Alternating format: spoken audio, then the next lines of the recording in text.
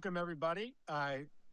Glad for you're joining us, and I'm delighted to have G. Elliott Morris, who, at an astonishingly young age, has become a star of the polling business very quickly after getting out of the University of Texas at Austin, then went to work for The Economist magazine, then to 538, and ABC shut that down, and now he's got his own firm and Substack, which you subscribe to, called Strength in Numbers. In addition to that, he is a partner in 50 Plus One, which is a polling aggregation firm. Elliott, thanks so much for being with us. Yeah, I'm really happy to be here. Chat all things polling. And you know what? I'm not as young as I used to be, unfortunately. Well, they're all young to me. Uh, let's just start with last night, the primaries. What did the results in Texas, North Carolina, and anywhere else that had primaries tell you about Trump, Republicans in the MAGA coalition, about the Democratic Party, and about prospects for this fall's midterm elections and 2028, if that's relevant too? Well, look, on the MAGA versus non-MAGA divide in the GOP, I think we got somewhat surprising results last night. In fact, I mean, the polls indicated ahead of the contest that John Cornyn, so in this case, being the somewhat non-MAGA branch of the Republican Party in Texas, versus Ken Paxton being the full-on MAGA. I mean, he's fully embraced Trump, even though Trump has not fully embraced him, at least publicly. That race was supposed to be, a 6-point race or so in the polls, and it ends up Cornyn might win by 1 or 2, although they're taking forever to count the ballots in East Texas. So, maybe you can read into that and say the non-MAGA faction of the GOP is slightly larger than expected, which would be an interesting finding. And there's a puzzle there. I think we just don't know. But either way, what is this suggesting? Right, it's suggesting maybe 40% of the Republican Party is voting for the candidate that Trump and MAGA have distanced themselves from. So that's that is a signal of resistance to Trump's vision for the party that we should pay attention to. Um, in terms of what else this is telling us, the Texas primaries, there's also a hair splitting, you might call it, or like extremely exhausting debate in the Democratic side of the aisle on what the party should do to win elections in the future. Jasmine Crockett has pitched this as, activate turnout among the Democratic base, or among the average non-voting Texan who she thinks is potentially part of the Democratic base, versus go to the center or to the center right, depending on your perspective, and No. try to win the median Texan. Um, I will I not actually don't be think this adding you on contest tells us Discord. anything useful about that Nice debate. try. But what is interesting is that I think we get some signals about how competitive Texas might be in November. So we can talk about that too. I mean, James Talrico is the candidate on the Democratic side that was doing better with white voters, Hispanic voters, and independents and suburbanites, all of whom are overrepresented among the general electorate in Texas. So you're really reading into the cards here. I think, Texas might be on the table. It might be a 50-50 shot, depending Does on who James Republicans pick. Tallarico, does James Tallarico, in your view, have a decent shot at beating Ken Paxton or John Cornyn? Because much of the assumption has been, well, if Cornyn wins, Democrats don't have a shot, and by extension, that puts Democratic control of the Senate that much further away. Do you think that is not the right way to look at it, and that Cornyn in Texas could beat either one? Yeah, I wrote on Strength in Numbers, my Substack, this morning, that polls show Ken Paxton doing about 2 points, 2 to 3 points worse than John Cornyn in matchups against Talrico for the general election. Now, they're just hypothetical. It's really early, blah, blah, blah. Like, don't take this to the bank. But that suggests that Ken Paxton is a weaker nominee for the Republican side. If you're James Talrico, you'd rather be up against Ken Paxton than John Cornyn. So, yes, absolutely, if Republicans pick Ken Paxton, this is a competitive race, I think probably close to 50-50. To pick John Cornyn, I mean, he has won against tough challengers in really Democratic electorates before, in 2020 being the most recent time. So that's a harder seat, but for Talrico to win against Cornyn, but still, 30-40% chance here. This is a good But spot for Democrats. still winnable.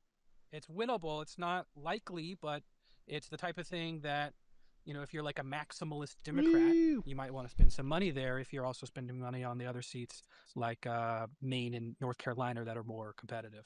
Liking this video? And don't just watch, hit like, share, and subscribe. And tap the bell so you never miss a video or live show. Hey, But howdy, if you want howdy. early access to exclusive content, then you have to head to Zateo.com and subscribe now. You'll be supporting fearless, independent journalism. When you think about Democratic possibilities in places aside from Texas, Ohio, Alaska, maybe even Iowa, do you see a Oh, I forgot to change my title. non-trivial shot Silly me. that Democrats can actually win control of the Senate this fall? I knew I'd forget something. Yeah, for sure. I would put the odds around 45% today. Maybe you could argue me to 50 if you had like really strong data. But I think with Cooper, very strong recruit for the Democrats in North Carolina, that seat absolutely is a toss-up or leaning towards Democrats. Maine, the unpopularity of Trump's immigration agenda in particular, and But they need two unpopularity of more after that. Susan Collins. They need two more. So you're looking at Alaska, which has a popular Democrat running against a somewhat popular Republican. So maybe consider that a toss-up or slightly lean Republican.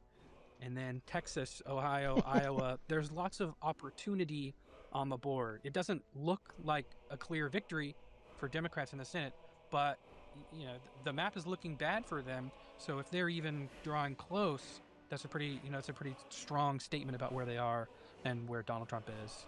So I think they could absolutely win the Senate. Now, you've weighed in a provocative way, I think, on one of the debates that's consumed the Democratic Party since Kamala Harris lost to Donald Trump in 2024, and that is it necessary to move to the center to appeal to a broader group of people? We may recall that Republicans had that debate after 2012 when Mitt Romney lost. The party leadership said, moderate. Donald Trump came along and said no, and he won. I think many in the Democratic Party say, immigration was a liability.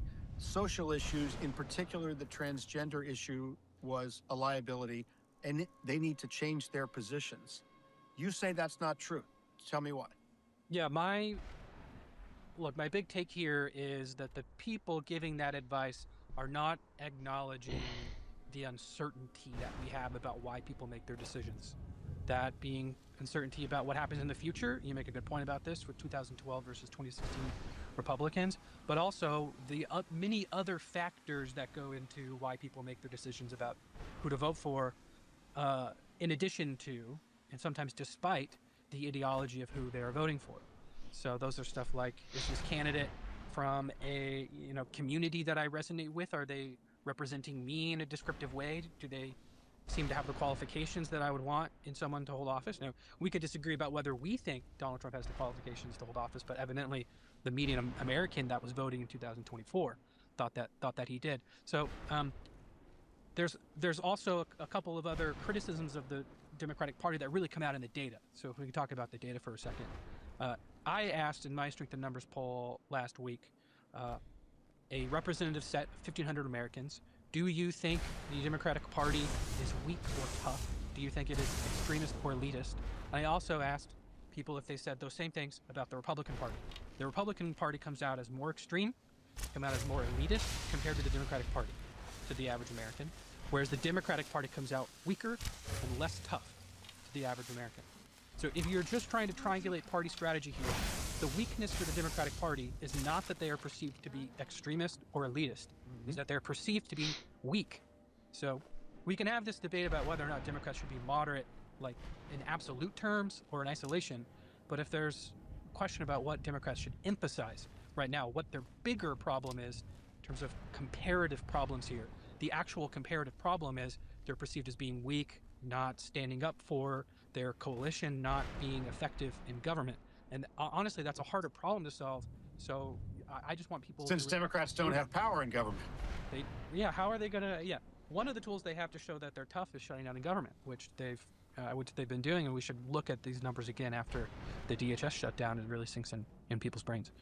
Let me go back to one aspect of the moving to the center thing that I have seen you write about that I thought was interesting.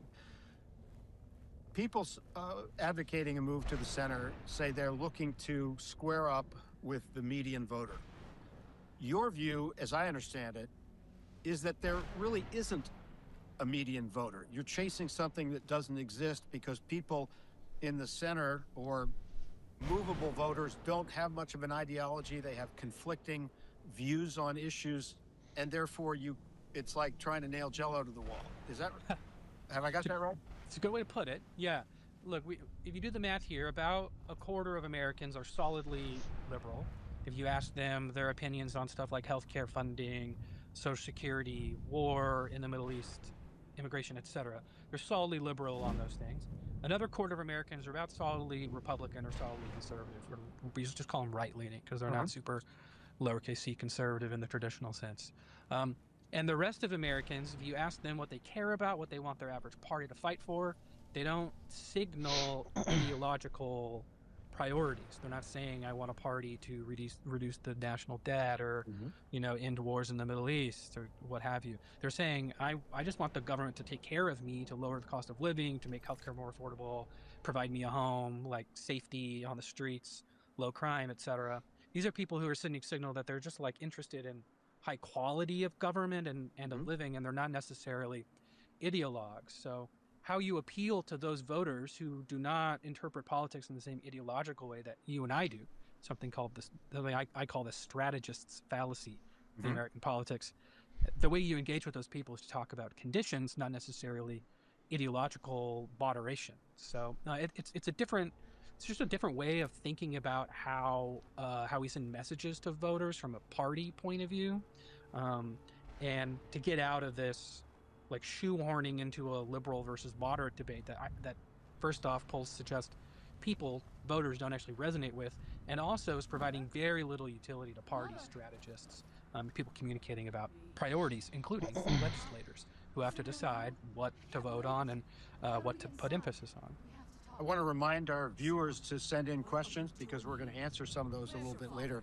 Let me just go back to one aspect of the moderation, not moderation debate. Immediately after the election, some people, Gavin Newsom and others, seemed to accept the idea that they needed to say different things about transgender rights because that is the part of the social issue cluster that seemed to be most problematic for them. And Trump in the campaign ended up quoting a lot of things that Kamala Harris said in the 2020 campaign.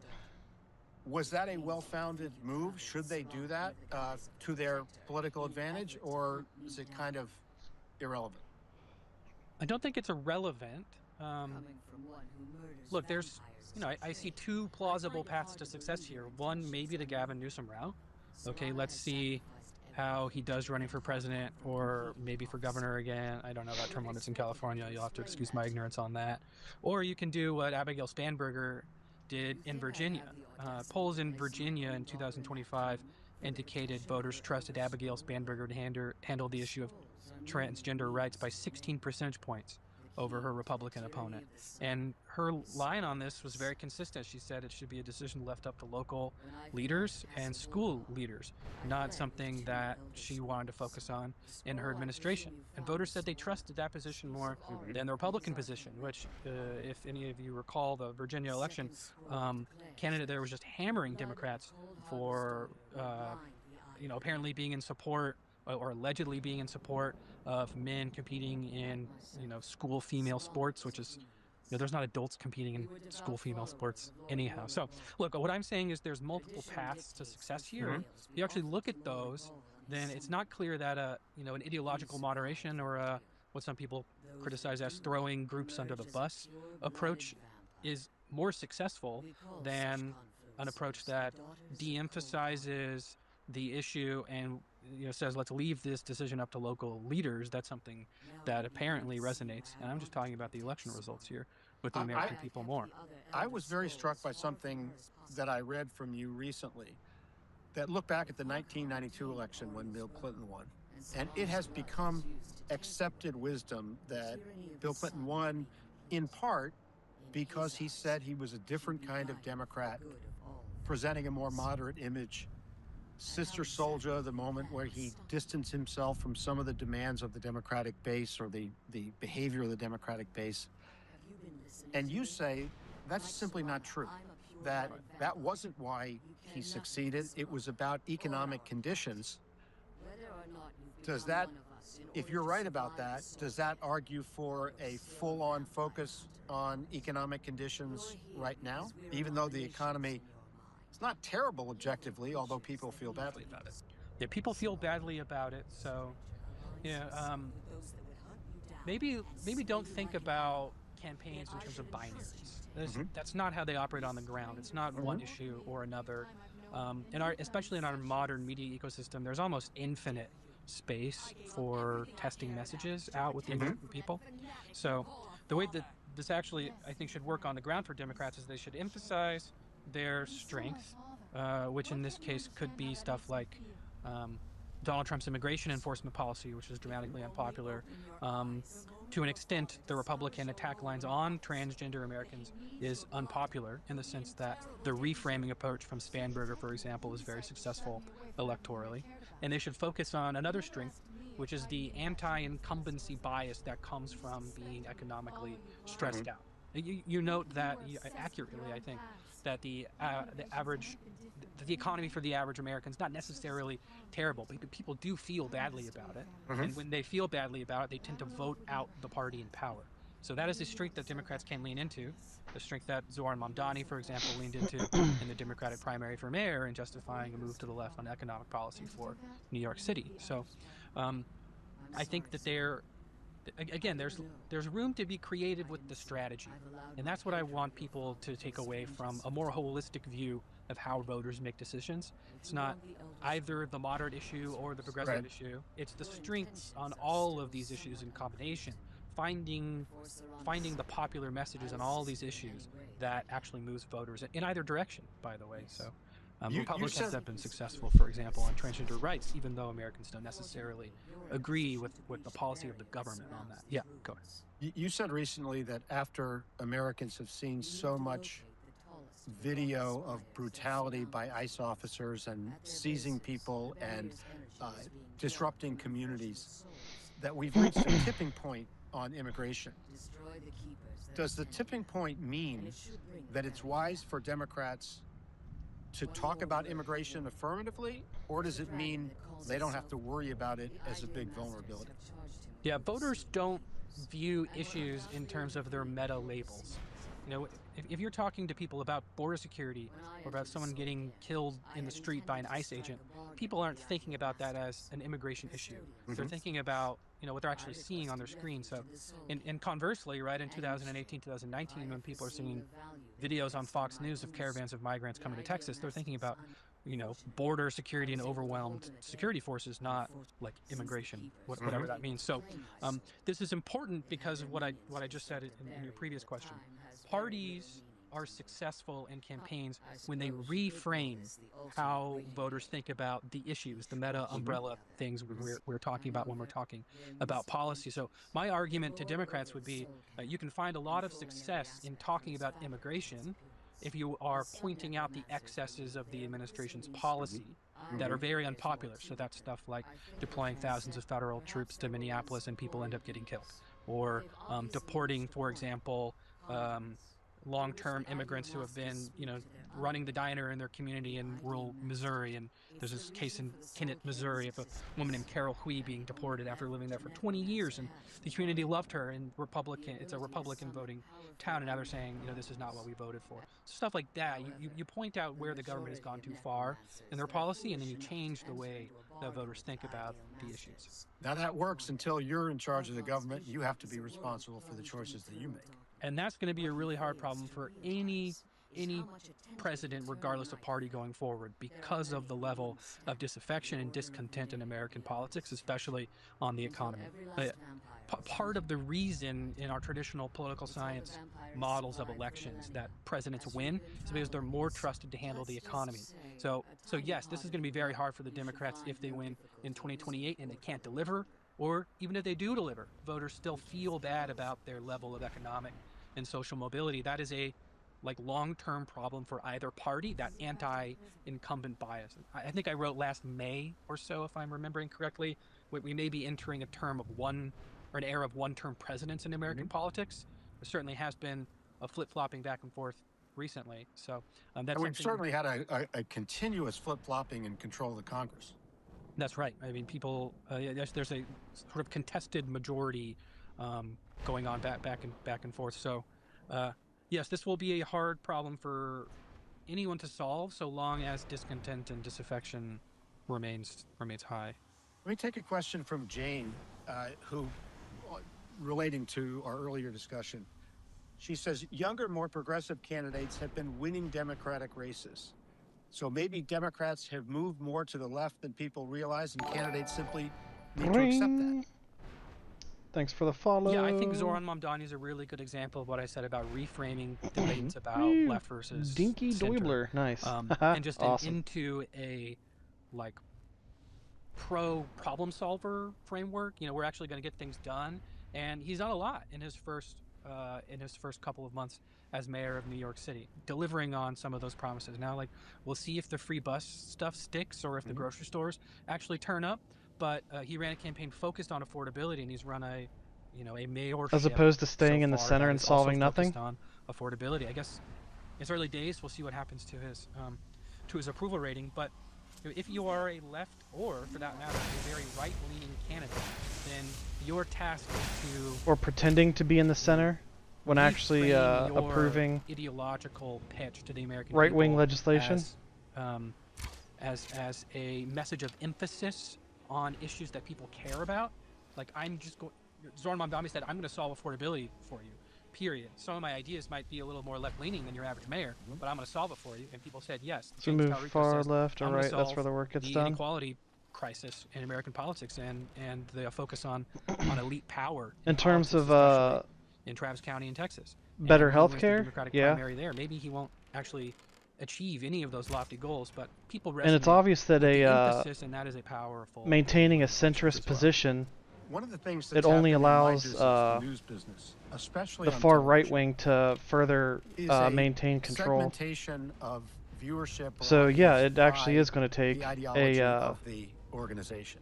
a People leftist movement pick in the order to news source counteract the that right-wing appeals shift to that them we've been most. seeing over the last 10 years. To some degree, people might look at some polling results. I was and looking say at the this same guy thing, who is because making pollsters a come up vid. with different measurements. And Popping in one. for Hi. example, Look at this guy who's making a vid. You want to know a really funny a thing? 10-point Democratic lead on the Sure, generic spit it ballot. out. 50+1, the aggregating site that you participate in, shows half that. You show Donald Trump in the high 30s, I believe. Darren Shaw, your old mentor at the University of Texas, shows him in the low 40s. If you're a consumer of polls, trying to understand politics and not just make yourself feel better, how should you interpret differences in results like that?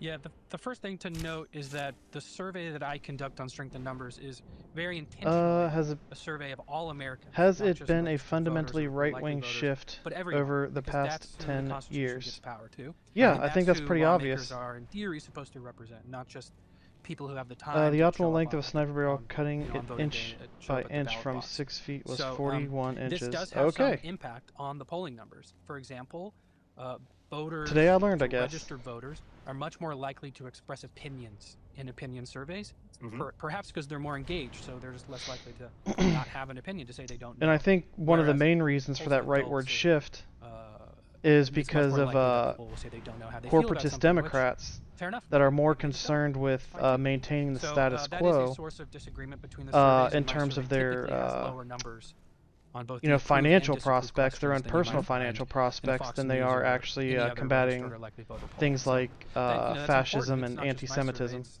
any survey that has a population of likely voters or registered voters will So have included the Biden higher administration, numbers, that but would be a those right-wing gaps shift. between- Yeah, absolutely, between the especially in numbers are terms of foreign typically policy. similar enough. Certainly similar enough. Biden, that we can with his correct for any inaction biases in in the capitulation statistical model of polls like to one we the publish at right-wing Israeli 50+1. government, But there's a broader was problem because of definitely that over here. constituted a How rightward people shift word within our questions government, is for very sure. important to poll results. This is, of course, survey research 101 to anyone any one of my fans in the conversation. But it's important for people to internalize because we see so many numbers on the news. So I saw one survey, corporatism for is what's example, right from a wing. Republican Right leaning wing? firm Oh, right the wing. Iran So crisis, Enlightenment, and this Western survey purports to show liberalism is what's 53% right of the wing. public supports Donald Trump's action in Iran. But the poll No, question is not, it's do you just support Donald Trump's when actions in Iran? It's, and I'm when paraphrasing our here, government so don't sue officials me. Do are you making support Donald Trump's decisions use of force to based free on the people around the whims world who are persecuted by their of government, such as this case in Iran? Now, that is a totally capitalism. loaded question word. Of course. Who's not gonna That is approve what's the president allowing the freeing right-wing shift. persecuted people around the world? And in fact, to only get 53% on that question is something of an indictment. No, you're both of wrong. the He's person in naive a charge bit. of freeing the persecuted masses in the world. Whereas the ABC News When and Washington when you Post have poll, I interest believe, that groups, came out, whether it's corporate or earlier foreign, in the week, certainly the CNN whose survey, primary and goal YouGov's polling that is just asked Americans, do you approve of continuing Donald Trump's a actions, continued his military expansion strikes, or even do you of their approve capital, the U.S. military strikes then they don't Iran? care Only about around democracy. 34% Like, they of legitimately Americans do on not average care. approve of that. So, yeah, look, I mean, I want people who read strength in numbers to acknowledge that not all polls are created equal. That's something I write. That all includes time, so the that would be my message to your audience as well. military-industrial complex. That includes the healthcare industry. I want to ask you about one finding that YouGov includes just foreign came up with, lobby. which was that 51% They of literally voters in the do not YouGov care poll about expressed democracy strong whatsoever. disapproval of Trump's So they will handling of his take job. whatever actions How they need significant a to finding is maintain their that? capitals and their capital I will gains. condition this.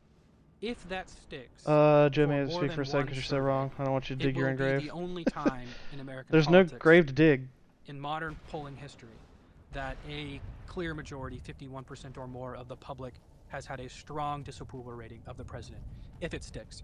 There are 3 cases that I have been able to find where polls have had this result. One was in December of 2008 for George W. Bush, of course, in the depths of the financial crisis. One was in May of 2008. Similar Dinky conditions. Doyle. Oh, And one okay, was I in gotcha. You're an 2018, actually. I believe Okay, by gotcha. So also self-serving the governance allows the right-wing shift. Washington Post poll But the that had consented Donald Trump governance at is enlightened principle and 53% blah blah blah blah blah strong blah blah disapproval blah rate. blah blah. But Dude, those were all bumps. the fact Those were is, bounces in the trend, perhaps special statistical interest noise. groups, So if this sticks, I think it is very including notable. foreign and corporate, It would mean are maintaining actually, the even if path, it doesn't stick, right? The interpretation of this is dictating the path Americans that are an as overwhelming upset number of with Donald our Trump's elected president as they officials were take. during the final days of George Bush's presidency, And during they the don't biggest care financial catastrophe whether since that the Great path Depression. includes democracy or Again, not. that's a very clear indictment of the president's policy to signal So the where only American way people are. So that is something to watch to out move for. It's a away red flag for from the your right-wing readers, something shift I'll certainly be coming that we're back to seeing if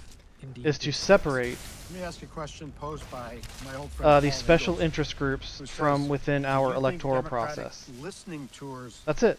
in red state district town halls could establish trust and might You make stop a difference discussing in good broadening faith. their support? I know you're not a campaign strategist. No, but I like, wonder as a you're pollster, overcomplicating do you something think that doesn't need to be sounds like overcomplicated. an effective tactic? Yeah, I will somewhat broaden the scope of the question, and do a bit of a congressional testimony question here. The American people broadly think of the two parties as out of touch, not representing their community's interests, not solving problems in Washington that impact them. Regardless of where you are on the aisle, around 53% You of stopped Americans discussing in said good faith, that unfortunately, because in we our- agree on quite a bit. in our poll, our Strength in Numbers poll last month.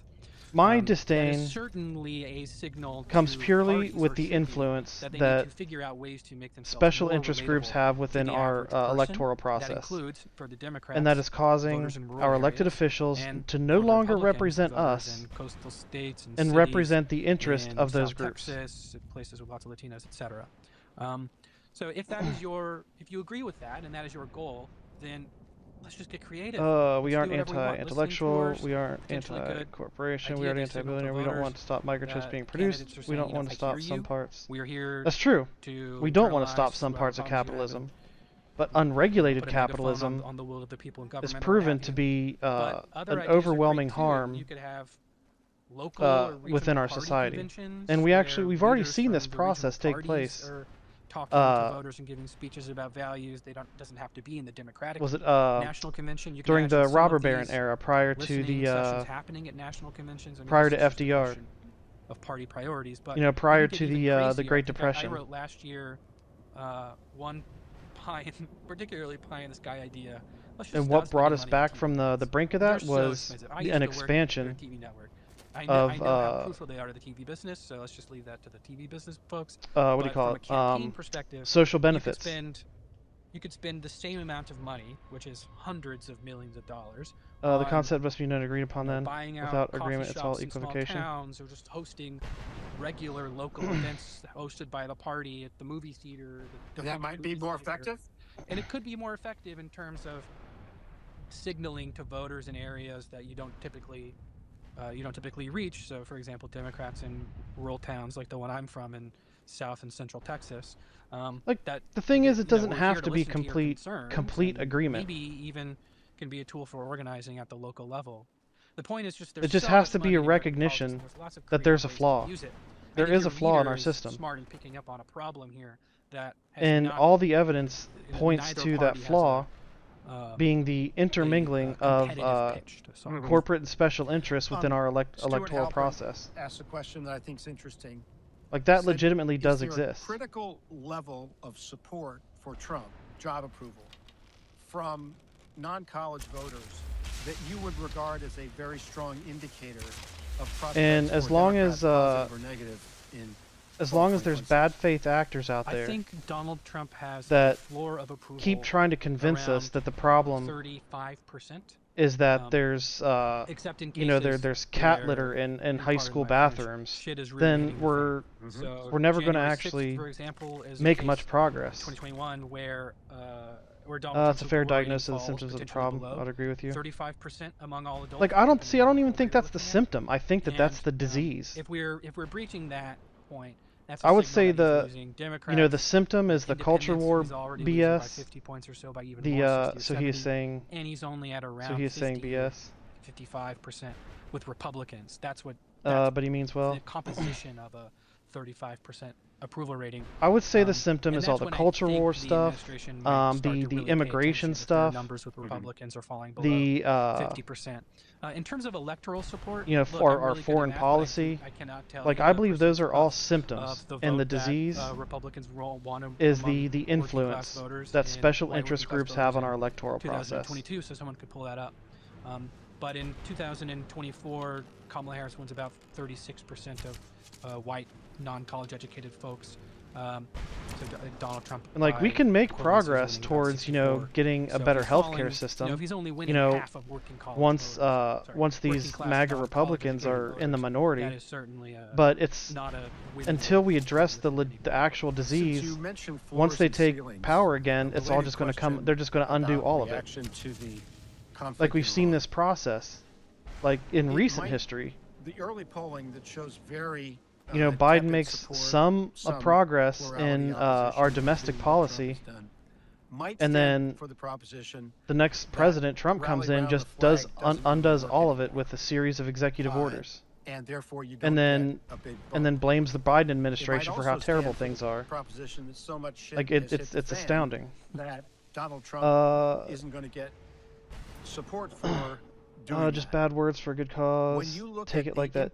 Dinky, you may not this agree with our words, but we may share the same idea. Would you agree, Joe? Does polarization mean that it's not likely to have much more of an I guess I don't understand what the or has he so weakened what the the floor agreement is with currently. his performance on the economy, his handling of mass deportations, that this could be an event, if it drags on inconclusively, that Oh wait, it pushes looks him like there below was that floor that you mentioned earlier.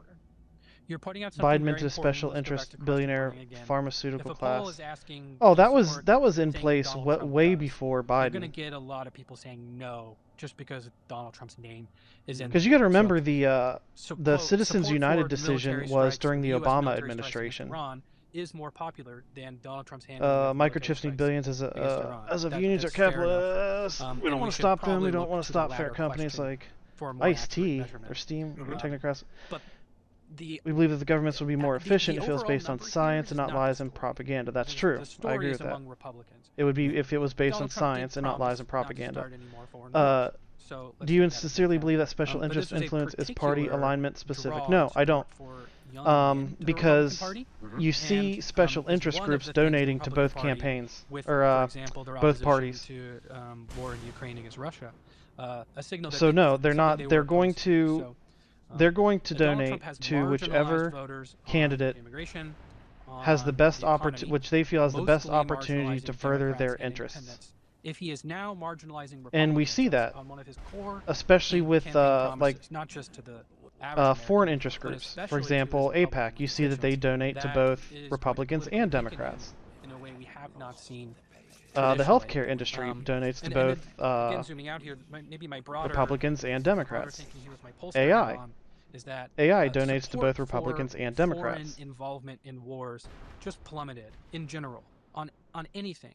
So this is, in a way, you know, president, Democrat or Republican. I believe that it's more evidence that they don't care about democracy. All they care about is furthering their own interests. Ukraine even defending itself at the expense of us. In 2022 and especially now in 2026. Does science rely on assumptions about reality to function like logic, laws, causality, identity, non-contradiction? America fighting ISIS in Syria and the surrounding area in 2014-ish. Are you just copy and pasting AI? This is not something that any president really should expect to have the public behind them on. Thank you, George W. Bush, for that. And therefore, you know, maybe leaders should be taking that into Science account. relies on evidence. Certainly they should be paying attention to that indicator. Yeah, it has better grammar than me and uses M dashes. Yeah, but those are easy to take out when you copy and paste. Interesting as well.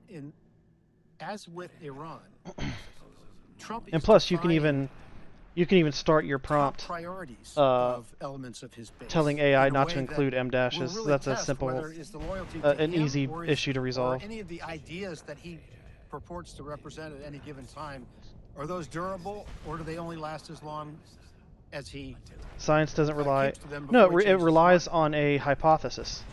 You have a hypothesis based on something that has been observed. Voters should have asked you know, themselves before electing. And then you collect evidence, and then you build a theory based on that evidence. So, and science rarely definitively states something is 100% true or 100% false. It'll merely state evidence suggests X, Y, and Z.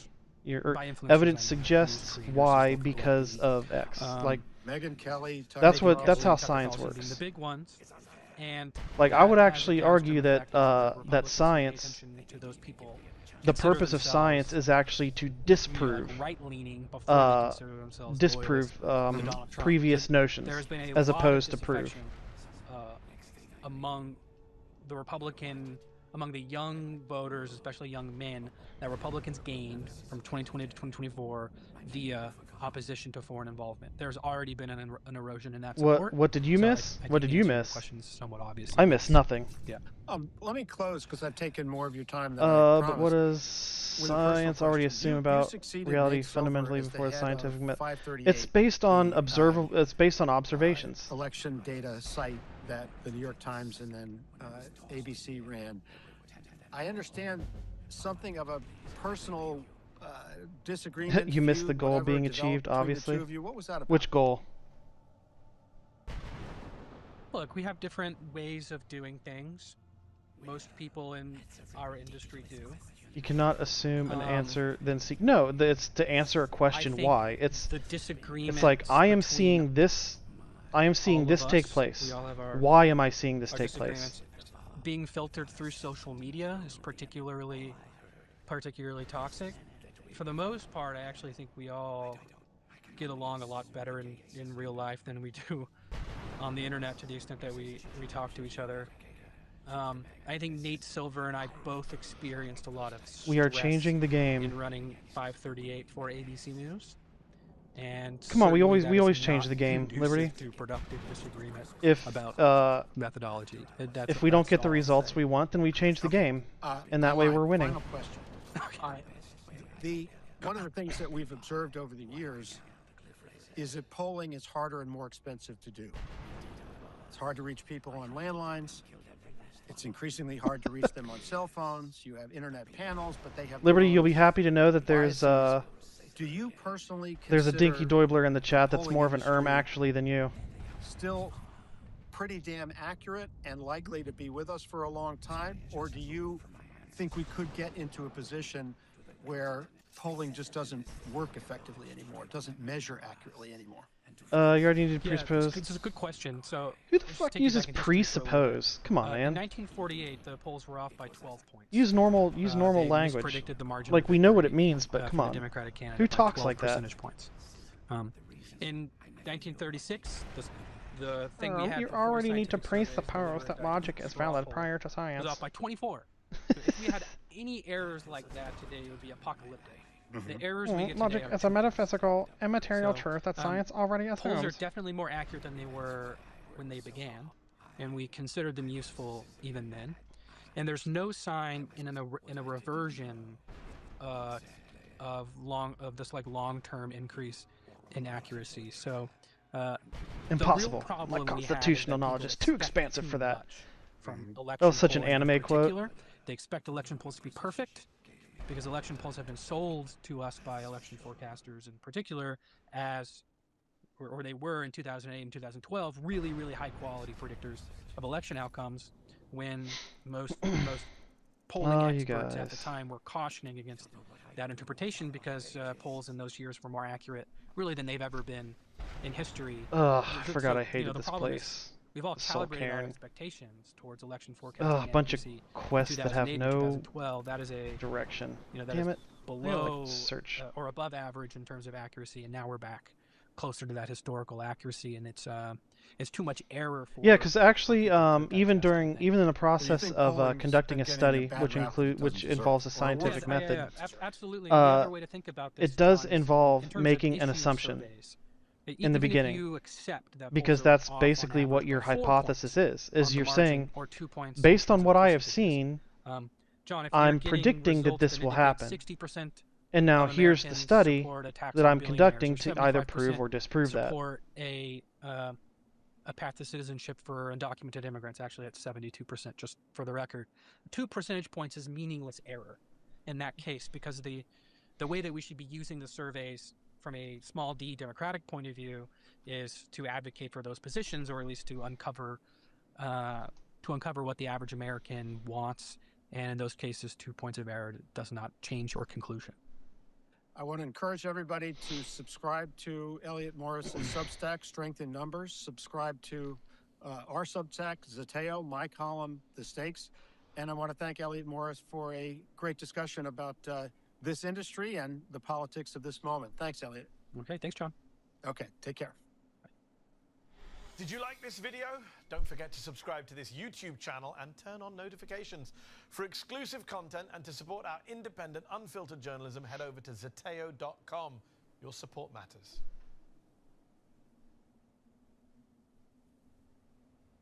Joining us now is Professor John Mearsheimer of the University of Chicago. Great friend of the show. We're honored to speak to him. Thank you very much for joining us, sir. My pleasure to be here. So, Professor, we haven't been able to speak with you since the outbreak of the conflict. We have been reading quite a bit and looking at some realist scholars. First, we've seen this piece from Foreign Affairs. Let's put this up here on the screen. Curious for your reaction. He says, how America's war on Iran backfired and Tehran will now set the terms for peace. Your general reaction, not only to the war as where we are stand now, but how, if any way, that this actual conflict could come to a close. Well, I think that starting this war was a colossal mistake, and it's hard to believe that President Trump did this. Not simply because he had promised that he would not start any more wars and certainly not get us into a forever war. Also, I read up on that money speech case, and it's one of the most absurd things I've ever heard. And the reason we were just talking about that earlier, right before you hopped on. Most of the cards. I think that was that's what and you think predicated the Citizens United case. The escalation ladder. Was that the do enormous damage was that the one that involved the union? About the one that also weakened unions?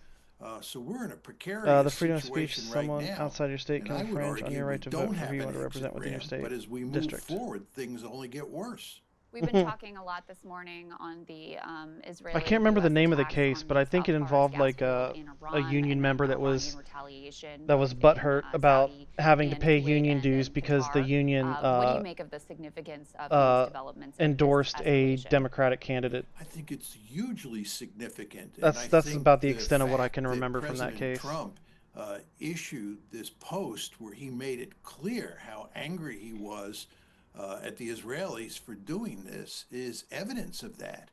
Look, President Trump is doing everything he can to keep oil prices under $100 a barrel.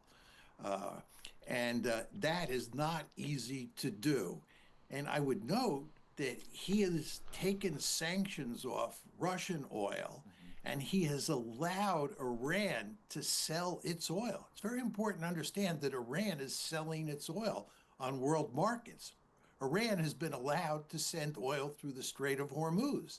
And the reason that Trump is allowing this is because he wants all the oil he can possibly get in the world oil markets. And he's been quite successful, at least at keeping the price of a barrel down under slightly less than $100. Well, what happened yesterday when the Israelis hit this natural gas field? Well, you guys are in, talking about something I Iran, honestly don't know anything and about. then I've the never heard about this Iranians Gödel's Incompletus retaliated theorem, first so against Qatar, you guys and have now fun with that apparently they're, conversation. attacking Saudi Arabian sites as well, is that the price of a barrel of oil is going up. I saw it was up around $115. Like my this academic morning. focus This is disastrous like for the political United behavior, States and you for the know, world voter economy. trends, so And on if and so things forth. continue to escalate, which is a real possibility, the economic situation will only get worse. I'm sure at So some what point, happened once yesterday really mattered, and once that, I start again, my is why master's, then President I'll Trump probably made get it more clear into to the that. But as it is Israelis, right now, don't ever do this I am again. completely unfamiliar with Right, what well, you guys are Professor, talking what do you about. think the best and worst case scenarios are at this point? Start with the best. The best case is that we work out some sort of negotiated settlement, but I don't see how you can do that. The fact is that And mine is telling Joe that get he's being Iran authoritarian. to stop the war, you That's have fair. to make major concessions to the Iranians. And I find it hard to imagine the United States and Israel making the sort of concessions that are necessary to get Iran to stop. So I see the war going on. And the worst case scenario is that you continue to march up the escalation ladder, and the consequences for the international economy are devastating. And, you know, we were just talking about oil, but it's not only oil. 1/3 of the world's fertilizer comes through why the am I Strait of lagging? Hormuz. Why? And it's quite clear that what's happening is that without fertilizer, farmers all around the world, including in the United States, are beginning to have major problems planting and harvesting food. And what this means for the future is that the price of food is going to go up. So not only is the price of gas going to go up and the price of oil going to go up, but the price of food is going to go up. And this is going to create major league inflation. Oh, you should really ask the which is question, gonna how can this slow be done down growth constitutionally and rather result in than the deaths of many is this people, constitutional? all around the world. So the potential for Yeah, that makes disaster sense. here is just not to be underestimated. Yeah, well, and to your point, It's just about I the kind of feel like that unlikelihood of question a ultimately negotiated doesn't settlement, matter. You know, not only do you have the Iranians that are like, because "Oh, you even haven't if the experienced attempt enough is pain done, yet, so we would demand significant concessions even if the in order attempt to is come done to the table at this point. They don't seem constitutionally, interested in talking right now at all.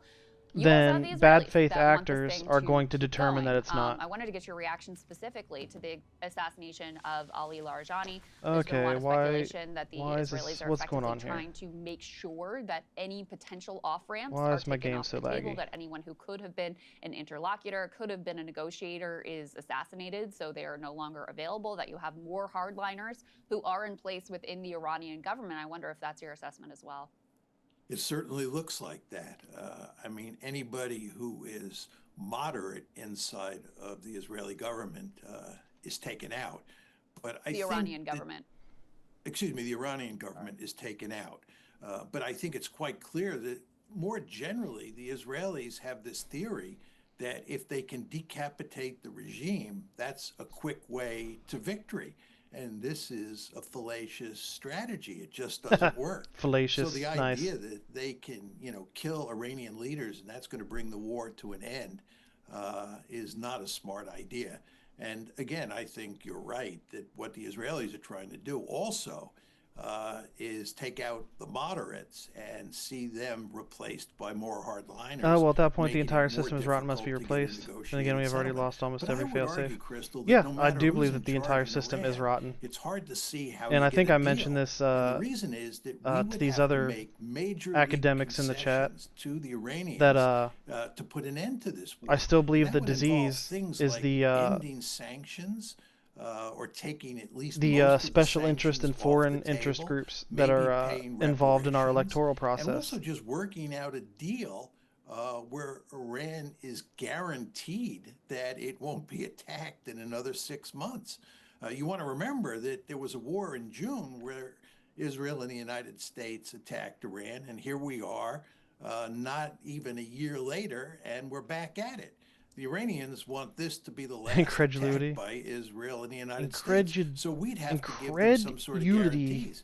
I can't even pronounce it. That's how stupid I am. I don't think I've ever used that word in real life. Professor, what do you also make now of U.S. alliances? And so I've been talking ad nauseum here on the show about the punishment that we're giving to the Japanese, the South Korean, the Taiwanese economies, about the GCC nations, which are projected to contract 14, 15%. Qatar now, I mean, their literal lifeblood is natural gas. Who knows how long it will take to rebuild their own facilities, even if the war were to end today. And we magically, gave them sanctions relief and somehow miraculously convinced them not to pursue a nuclear weapon, which I think they would probably want to do at this point. There's a reason I don't use big words when talking to you. Thanks. Thanks, guy. If everything ends today, what are the state and strategic logic of actual U.S. alliances, which are far more important to the U.S. than Israel? I can appreciate that roast. Well, we've done significant damages to our allies around the world. There's just no question about that. If you look at what's happening in Japan and in India and in South Korea, that was a very refined roast there, Liberty. I appreciate that. With regard to Europe. By the way, there have been all sorts of reports that instability is returning to Iraq, that the Iran war is spilling over into Iraq. We could go on. I mean, the negative consequences of this war are extensive, and the fact is, we're not going to get a negotiated settlement anytime soon. This war is going to go on, and two philosophy PhDs just dropped into my chat at the same time, completely coincidentally. This is what it feels like. That they demand. Let's go ahead and put C4 up on the screen here. Israel has also used this as an opportunity to, it appears, annex additional territory in Lebanon, certainly to attack within Lebanon. There's the most moral nation at work. Downing a complete apartment building in central Beirut. They, are just also warning residents, saying that they want to remove them permanently from portions of South Lebanon. Here's another image of the apartment building being destroyed and demolished in the middle of Okay, game. Are you ready to stop being stupid? Can you talk to us about some of Israel's larger goals and what they're up to, not only in Lebanon and West Bank, in Gaza, and what the project is? Well, the Israelis, I think, have two goals in Lebanon. One which is to permanently defang Hezbollah. And then two, I think they want to control all of the territory in southern Lebanon up to the Litani River. Before this war started, on February 28th, the conventional wisdom in the West was that Hezbollah had been defanged and was no longer a serious threat to Israel. Well, we've been watching Hezbollah lob missiles into northern Israel, lob rockets into northern Israel, and all the evidence is that Hezbollah is very much alive. I would also note to you that the Iranians are coordinating with Hezbollah, according to all the reports I've seen, and the Iranians are lobbing missiles into northern Israel, where Hezbollah is firing away. So in northern Israel, the Israeli citizenry is getting bombed quite regularly, which is disastrous for Israel. Furthermore, with regard to invading southern Lebanon and going up to the Litani River, if you look at the number of Hezbollah forces in that region, you look at the terrain, I think it's extremely unlikely that the Israelis are going to be successful. And again, I've been reading reports that the Israelis. I sincerely want to thank both of you for jumping in my chat and having this conversation. I am thoroughly enjoying this. More territory in southern Lebanon. So, from an Israeli point of view, what's happening vis-a-vis I'm supposed to be here for your in entertainment. Lebanon is not good news. They are not doing well. So they're not doing well against Iran, and they're not doing well against Lebanon. Then why? Why do they continue to do this?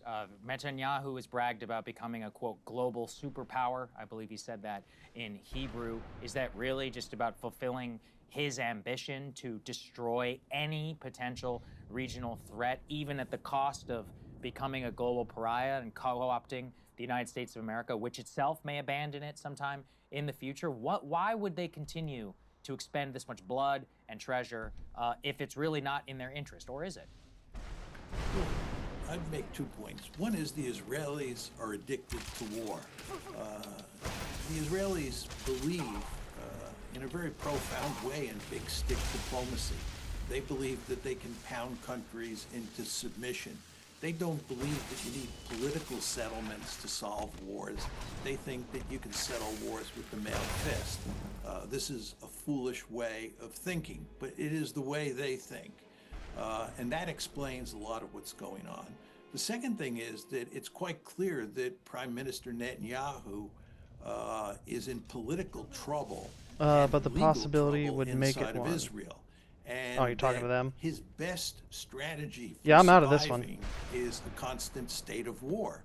So many Israelis believe that as long as Prime Minister Netanyahu is in office, he's going to go to great lengths to keep the war machine in action, to keep fighting wars, because that's the best way he can achieve political survival. So I think it's those two factors together that account for what Israel is doing.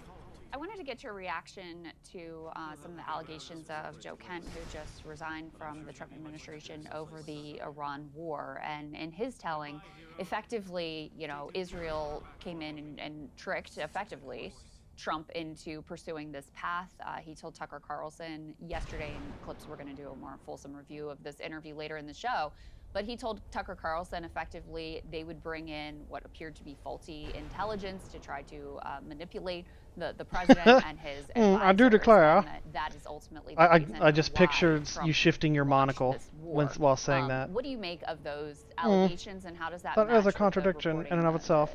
I do declare. About the way that Israel operates in the U.S. Nice, nice. I like this. Have no doubt. I'm thoroughly enjoying the Joe Kent is correct.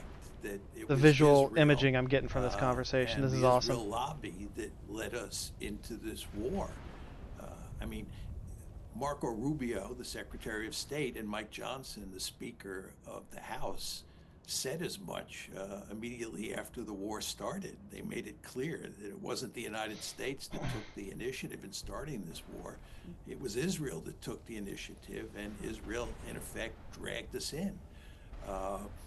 Furthermore, you want to remember that Lindsey Graham has admitted that he went to Israel and he coached Prime Minister Netanyahu on how to convince President Trump to go to war against Iran.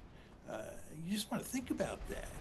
Here's a U.S. Senator saying that he was coaching Prime Minister Netanyahu on how to get President Trump to go to war against Iran. In other words, President Trump needed coaching because his basic inclination was not to go to war against Iran. And then if you look at what was happening inside the United States, all you have to do is look at the two principal individuals who were advising Trump on whether or not he should go to war. They were Jared Kushner and Steve Witkoff, who are passionate Zionists. In fact, Jonathan Powell, intriguing. I can follow a bit of what they're saying, but I'm actually only dabbling in philosophy when studying the founders. He was present at the yeah, I'm definitely I'm not a philosophy major at all. Between Iran and the United States right before the war, and he describes Kushner and Witkoff as Israeli Like I was keeping up when they were talking about the scientific method. To President Trump. You know, and remember, President Trump said that he was being a political science major, but beyond that, as to whether or not he should go to war against philosophy Iran, itself is not my jam. Seen by the British National Security Advisor as Israeli assets. Truly remarkable. Like the only philosophy I try to adhere to is like, don't be a douchebag. All sorts of other evidence that it was Israel and it was the lobby that pushed President Trump into this war. Unless someone deserves it. Let me rephrase that.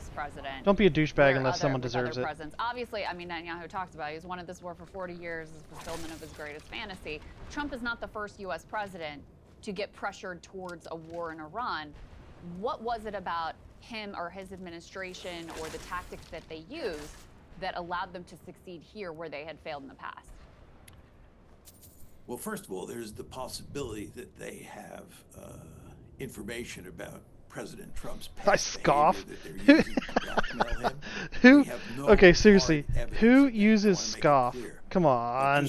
You guys are out of control here. Nobody uses scoff in normal, everyday conversation. President Trump is so beholden to the Israelis. You guys are cracking me up. Amazing. But I think the two other arguments that you can put on the table are, number one, that the Israelis actually convinced him that Iran was a paper tiger and that it could be easily. I like it. It reminds me of the old. Like I'm actually enjoying it. But it's like war started, it's like bordering on being cartoonishly absurd. Into the Middle East. Steve Witkoff. But hey, I enjoy a Trump good cartoon. I enjoy a good anime. The so mere presence of the Armada and the threat that Armada might be used against Iran didn't bring the Iranians to surrender. He thought that the mere threat of force, would coerce the Iranians into surrender. Oh snap! That tells you he thought that this. You brought out the presuppose again. Weak. He thought it would. Now you're in for it. Quickly, and this, by the way, is why President Trump didn't accept the arguments that this would be a long war and that the Iranians were likely to shut the Strait of Hormuz. He has said that he was told that the Iranians were likely to shut the Strait of Hormuz. But he just didn't believe it because he thought we would win a quick and easy and decisive victory. So I think President Trump was primed, mainly through the Israelis, to think that this was going to be an easy victory.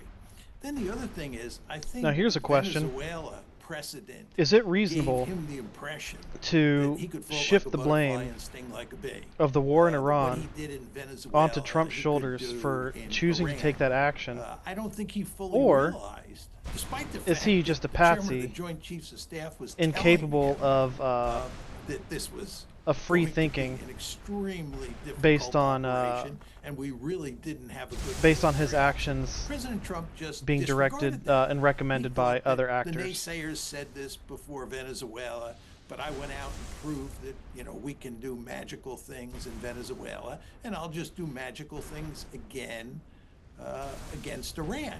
And I think when you put Venezuela together with the stories he was being told about how weak and how vulnerable the Iranian regime was, I think it was easy for him to pull the trigger.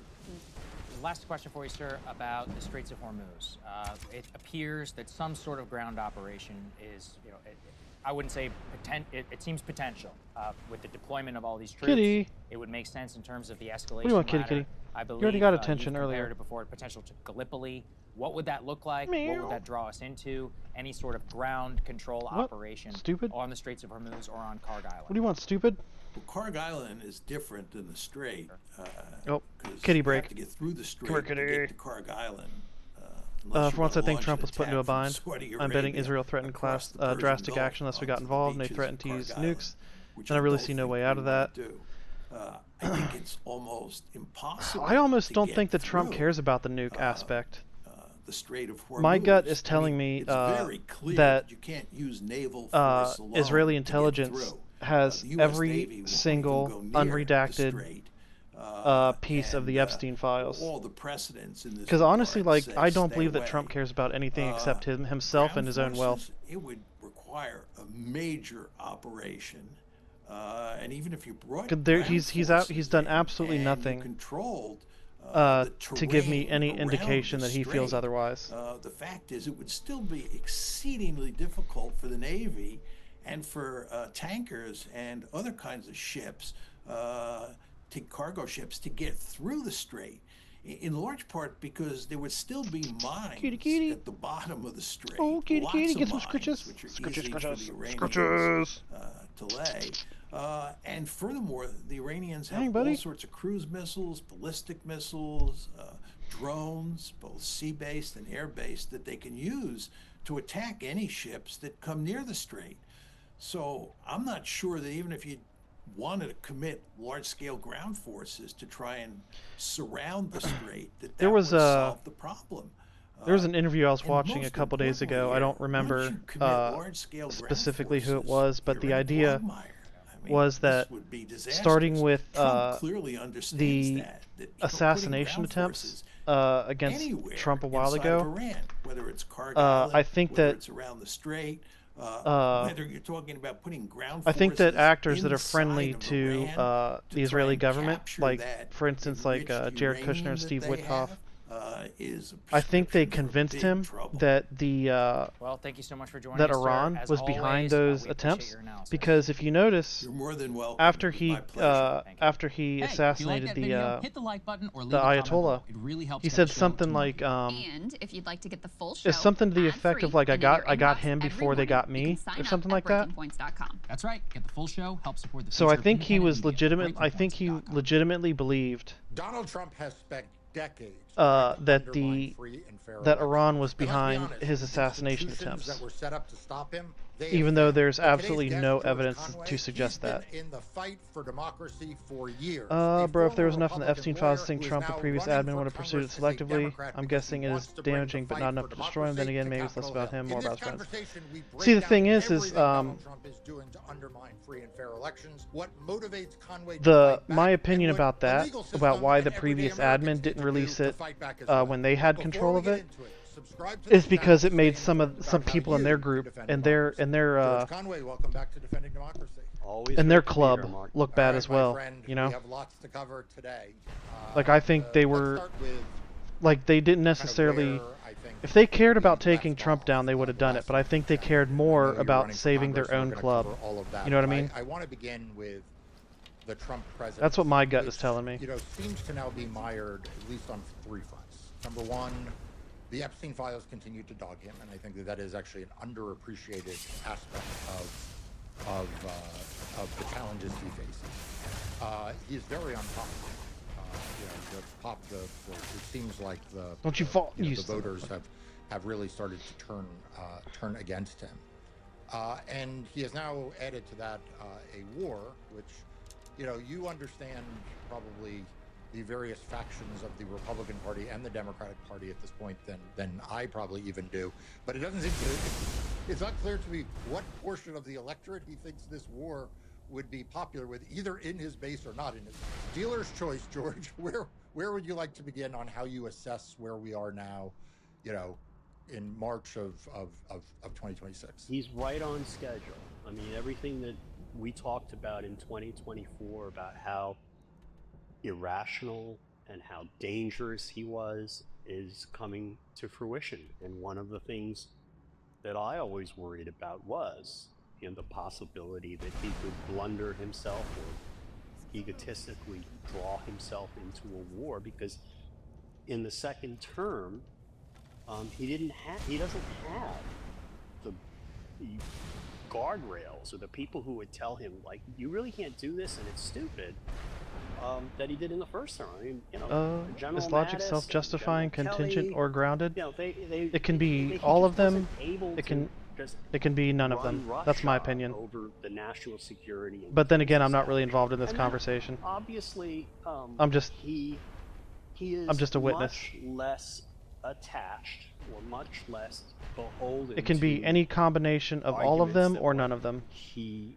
is doing is contravenes public opinion. I mean, he But I have cares no less way to precisely explain that. because That's he just my doesn't gut. think he ever has to run for re-election again. Whether or not he serves, he may think he may serve until he dies how many years from now, whether that be less than 3 years or more than 3 years, he doesn't care about public opinion, and who never actually did, except to the extent that he understood that if he wasn't reelected in 2020 and if he wasn't elected in 2024, he stood the possible chance of being prosecuted for his crimes.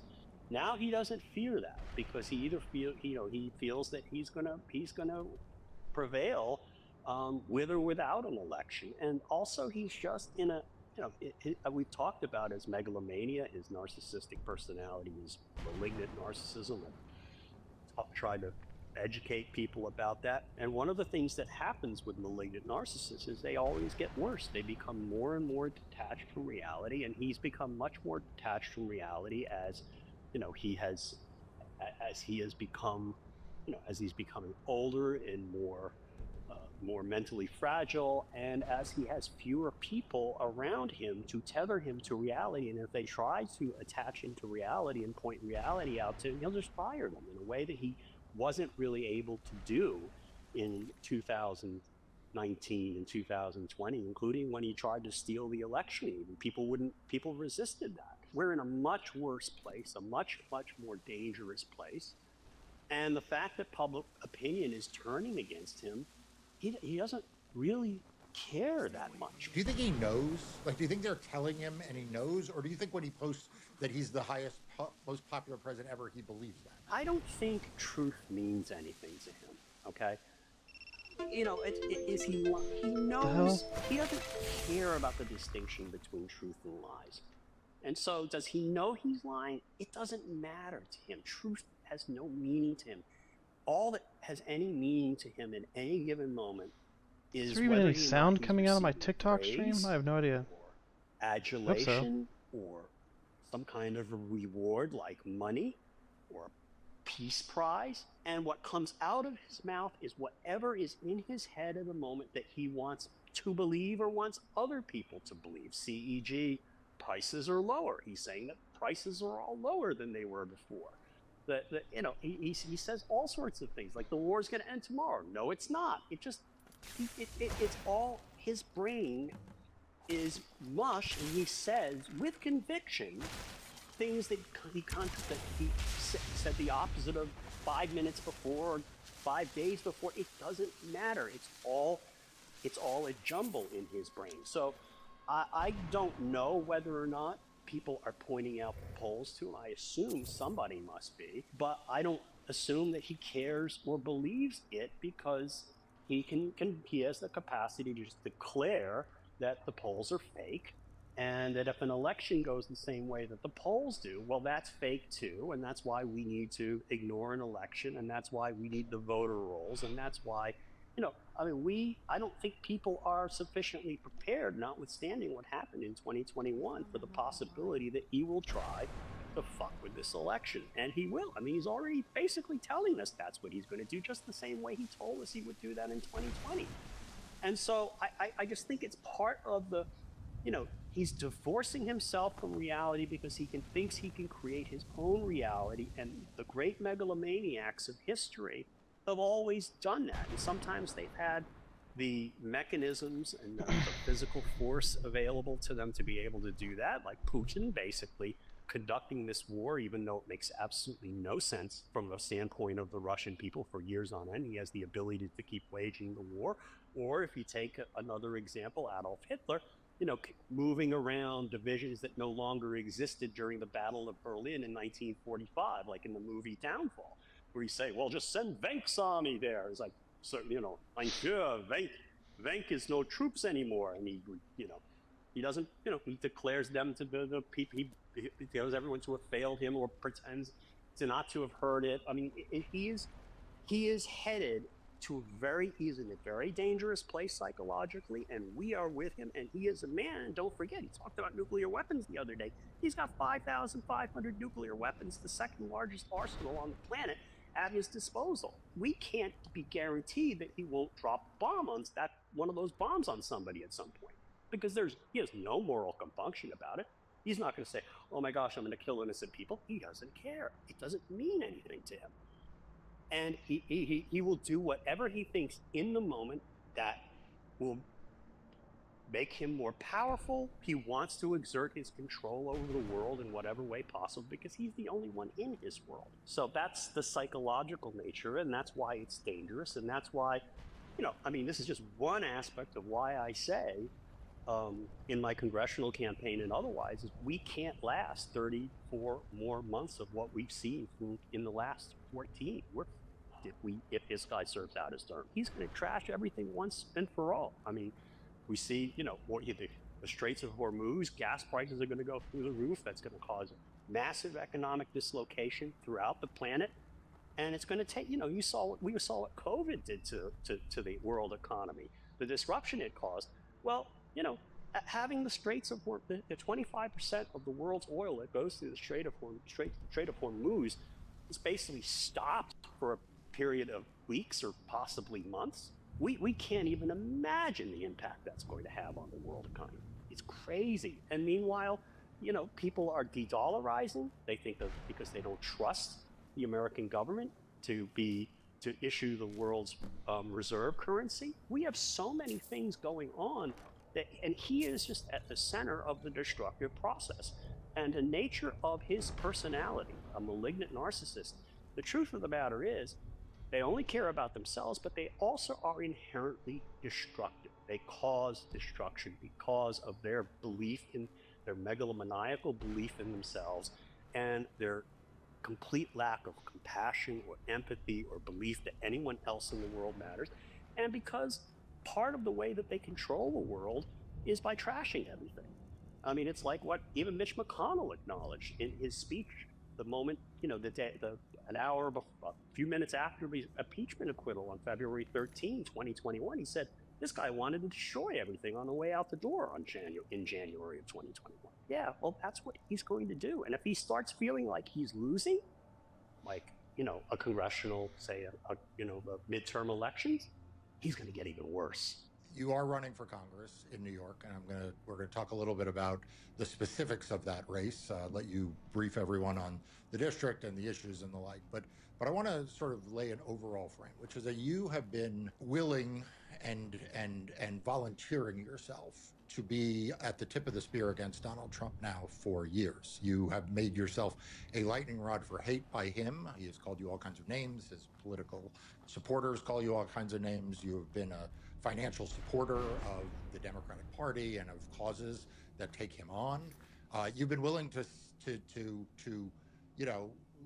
at great personal cost, you've been willing to, stand up for free and fair elections and democracy and say it straight about Donald Trump. And I had a conversation the other day with Tim Miller from The Bulwark, which we posted. People who have not seen it yet, I recommend you go watch that episode and make sure you are subscribed to Democracy Dockets, this channel. You can click on the subscribe button now.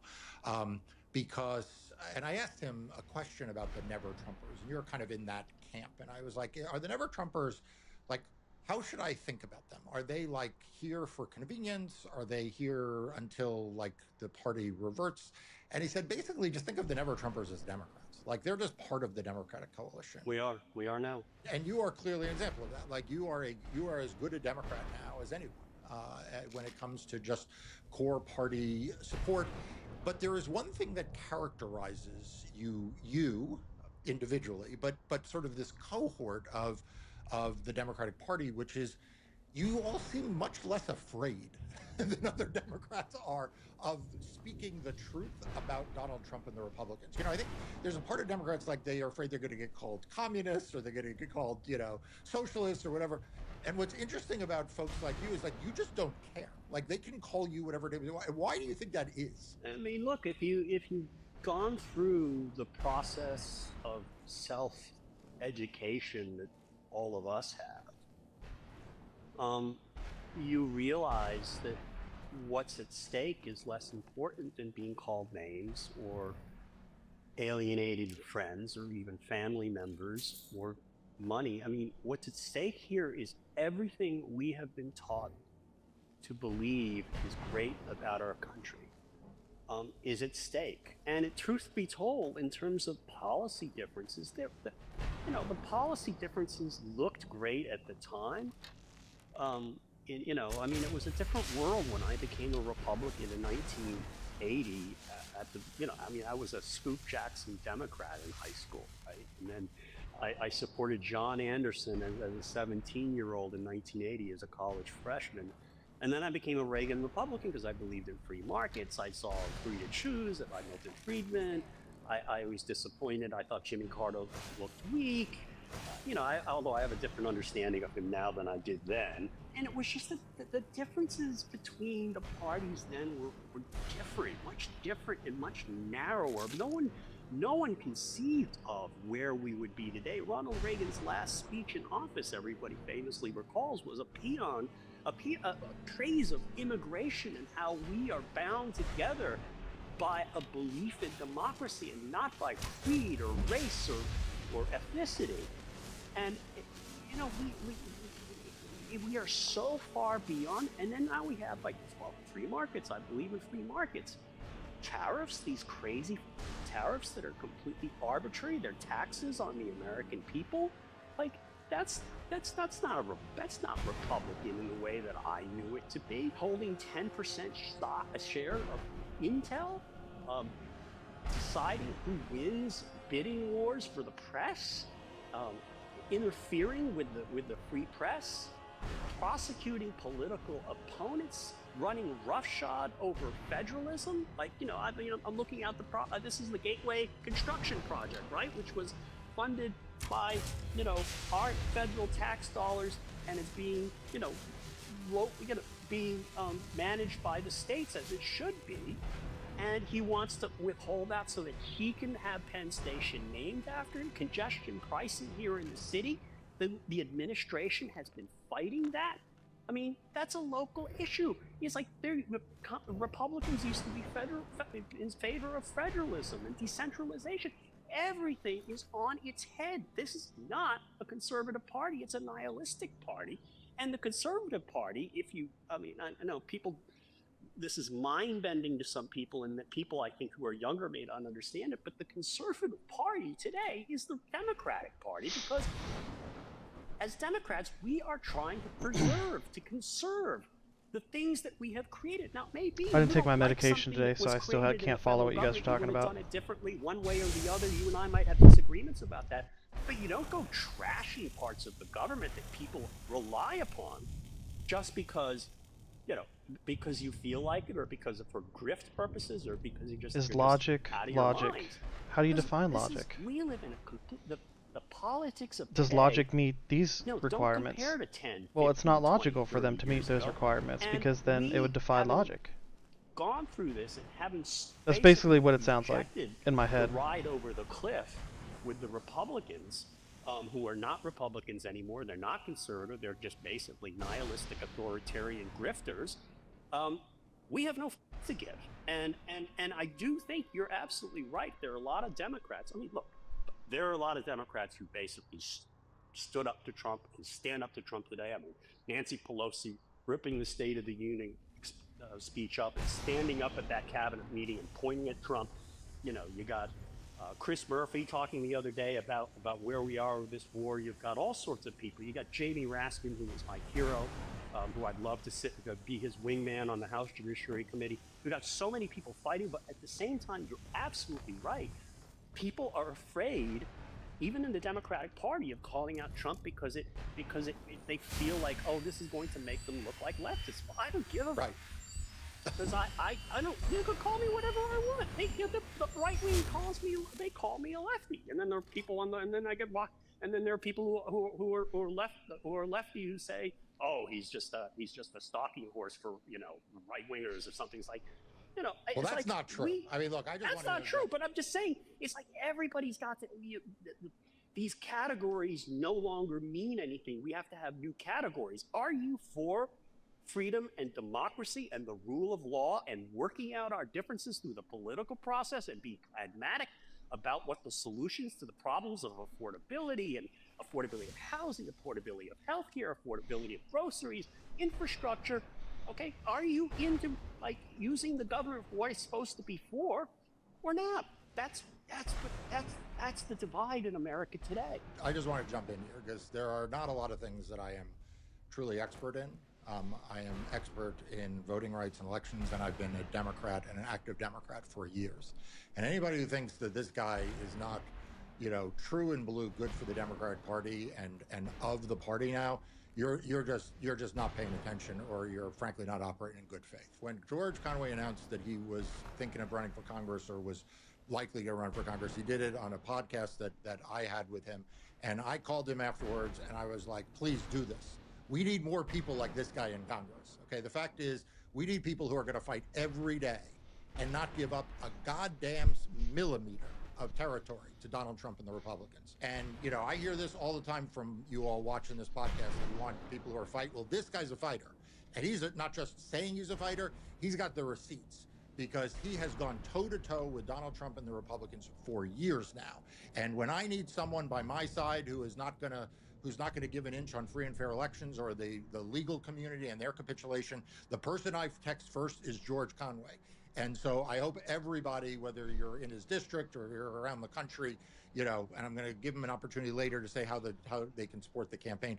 They need to cut out the nonsense. You may like this candidate or that candidate, but if you're looking for a Democrat who's going to fight Donald Trump and stand up for the Democratic Party, and from the fight wing of the Democratic Party, which I'm proudly from, you got to support this guy, George Conway. I appreciate that, Mark. And coming from you, it's really, it's an honor to have you say that, and I'm flattered by it. We have to fight. That's it. That's what this is about. We're fighting for everything now, and we have to understand. We have to make people understand that, and I think people are starting more and more to understand that. And I'm not doing this because I want to be a politician. I never wanted to be a politician. I love politics. I'm fascinated by it. I'm a lawyer. I'm fascinated by the legal process and by political process. But I went 62 years without actually running for public office, and the only reason why I'm doing it now is because this is our last chance. And I do think that I bring something to this as a lawyer and as somebody who has really thought through this, and somebody who has really reflected on this over the past several years about where we are as a country, what my values are, and how they fit into today's world. Like Tim Miller, I don't know what else I could. This is the thing I have to do, and I'm doing it. I don't think I can do it for very long because I'm old, but I want to do it. We have to save the country from this guy, and impeach the motherfucker and get rid of the motherfucker. And if we don't do it, we're done. We are done, and that's why I'm running. I want to talk about a couple of other fights that you and I have been in together, side by side. I kind of agree with him. That maybe it does kind of feel like this is our last chance. And also get your reaction to what we're watching now. So anyone who's followed my writing at Democracy Docket or my speaking out on videos, he's shown before that he's willing to just blow up the entire process. I've been extremely critical of the large law firms and their cowardice in the face of Donald Trump and this administration. And George, again, you have been just absolutely. I don't have a lot of lawyers by my side in being public here, because most lawyers, whether are at big firms, they will privately tell me they agree with me, but they don't want to say anything publicly. Even retired lawyers, they feel like there's a code they don't want to. But you've been out there like talking about big law. So let's hear from it. Like, what do you think? Where do you think the legal profession stands right now as someone who was at one of the largest, most prestigious law firms in New York City? Well, I mean, look, I think that the people who stood up to Trump in the legal profession, the law firms like Cooley and Williams and Connolly and Sussman Godfrey, have been proven to have done the right thing, and their courage has been rewarded, and they have shamed the cowards who capitulated. There was never any question that they would win in court. Never. And they won 4 cases, 4 different judges, 4 powerful opinions, to the point where now the cases are on appeal, and the professional judgment in the Justice Department, even distorted as it was was that they didn't have a chance on appeal, and they tried to withdraw the appeal, and then Donald Trump, apparently, according to press reports, threw a shit fit, and they filed something I've never heard of in the history of, in 30 years plus of practicing and watching law, a motion to withdraw a stipulated withdrawal of an appeal. They turned them. I mean, who the fuck you? Why are you attacking me? We're not going to prosecute the appeal, and you agree with the other side. You tell the court, never mind. You don't have to read the briefs. And a few hours later, you say, sorry, never mind. We want to go ahead because the president of the United States, who is a complete goddamn moron, wants that one additional embarrassment for his Justice Department to be defeated in a court of appeals.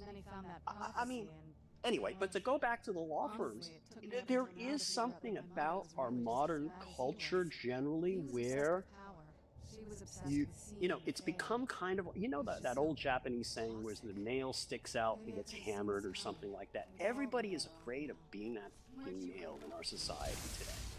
And law firms in private businesses, and that's why you get those conversations with people who say, you know, it's so terrible what Trump is doing. Well, say something, write an op-ed, go out there and go out there in public and give a speech, tell other people, organize. And they say, no, it's really not good for me to do this. And you know, I get it. I mean, people have, you know, they have family, they have mortgages to pay and mouths to feed. But the problem is, if everyone does that, we end up where we are today. And it was especially obscene with these New York City law firms, because what they were concerned about, the New York City and other law firms, what these law firms, to my mind, as someone who practiced at a This firm, is like Paul Weiss and that. Paul Weiss, and I can't remember the names. I really don't want to remember the names. But, you know, I know how the practice, big law in New York City works. What drives the profits for a lot of these big firms, and now national firms like which of the Chicago firms? Was Kirkland settled? Kirkland, yeah.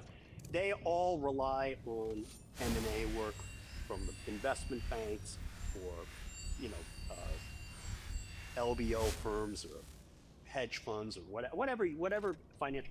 And they're terrified of not getting their deals through the government, whether it be the FTC or the DOJ Antitrust Division or CFIUS. And they were all terrified that their deal practices, which provide them with a lot of money, you know, which provide a lot of fees for relatively in a short period of time, as opposed to litigation where we always bill by the hour. And they were afraid of losing that work because, and you know, what's the difference to them? Maybe somebody's making $7 million their draw instead of 10 or 15. Okay, this is what these people are willing to give up their country for, so that so they can have an extra house in the Hamptons. And so you talked about him destroying the process, but you haven't said you would ignore the process. Where are these people? If it meant you would get to implement your policy. Enough money to say, doesn't mean you're wrong, but just ironic coming from New you. York back in the 80s, when people came to work in law firms and investment banks, you know, it was like, we want to have. Yeah, I see what you mean. It does seem counterintuitive. I get that. Years and then go off and do something else. Like, when does it stop? When does making money become an end in of itself? And that's what's happened with with these law firms. And it's I kind of think that there's a difference between should be something. I feel like there's a difference between telling states that they have to care about their citizens it's a trade and that depends upon the rule of and law. sending in the military to control elections in those states. I feel like there's a significant difference between those two. We depend not I mean, I only can't for place my our finger freedom, on it, but for our sustenance. but to me it just feels like there's a What is significant going difference. on? It's absolutely appalling what has happened to the legal profession in that regard. Now, that's the bad news. The good news is there were a lot of things that happened that were great, like these general counsels at firms. They didn't go out and say this is terrible. What they did was they started giving business to these firms that stood up to Trump. You know, like give them more products liability cases to defend. They could quietly do that to help these firms, and they were at these general counsels were actually doing that to their incredibly great credit. And also, law students realized, you know, they haven't, you know, they realize they have better values than some of the partners who are interviewing them for jobs. And these law firms, from what I have heard, some of these firms that have capitulated, and some of the firms that were, like there was Sullivan and Cromwell, which was helping with the capitulation. Which is wild, right? Right. No, it's right. Helping with the capitulation. And then look at it this way. Look at it this way, Liberty. Trump in his criminal appeal. I am more in favor, firms, as I understand it, are having of an expansion of social policies than I am an expansion of fascistic policies. Firms go. You need if that's a better explanation of young talent of where I stand, then to be your next generation of then maybe that would help it make more sense. Because it's a people business. It's the capital in these businesses is human, and they've basically ruined their reputation among some very smart lawyers, young lawyers or law students who could really help sustain their law firms in the future. So there are good things that have come of it, but it really was touch and go for a while. And really, I can't tell you how upset I was about all of this as you were. And I think at the end of the day, if we survive this as a nation, it will be an amazing lesson for our profession to talk about and unpack what happened here and why it happened, and who did what and why and how and what our values are. I think there's gonna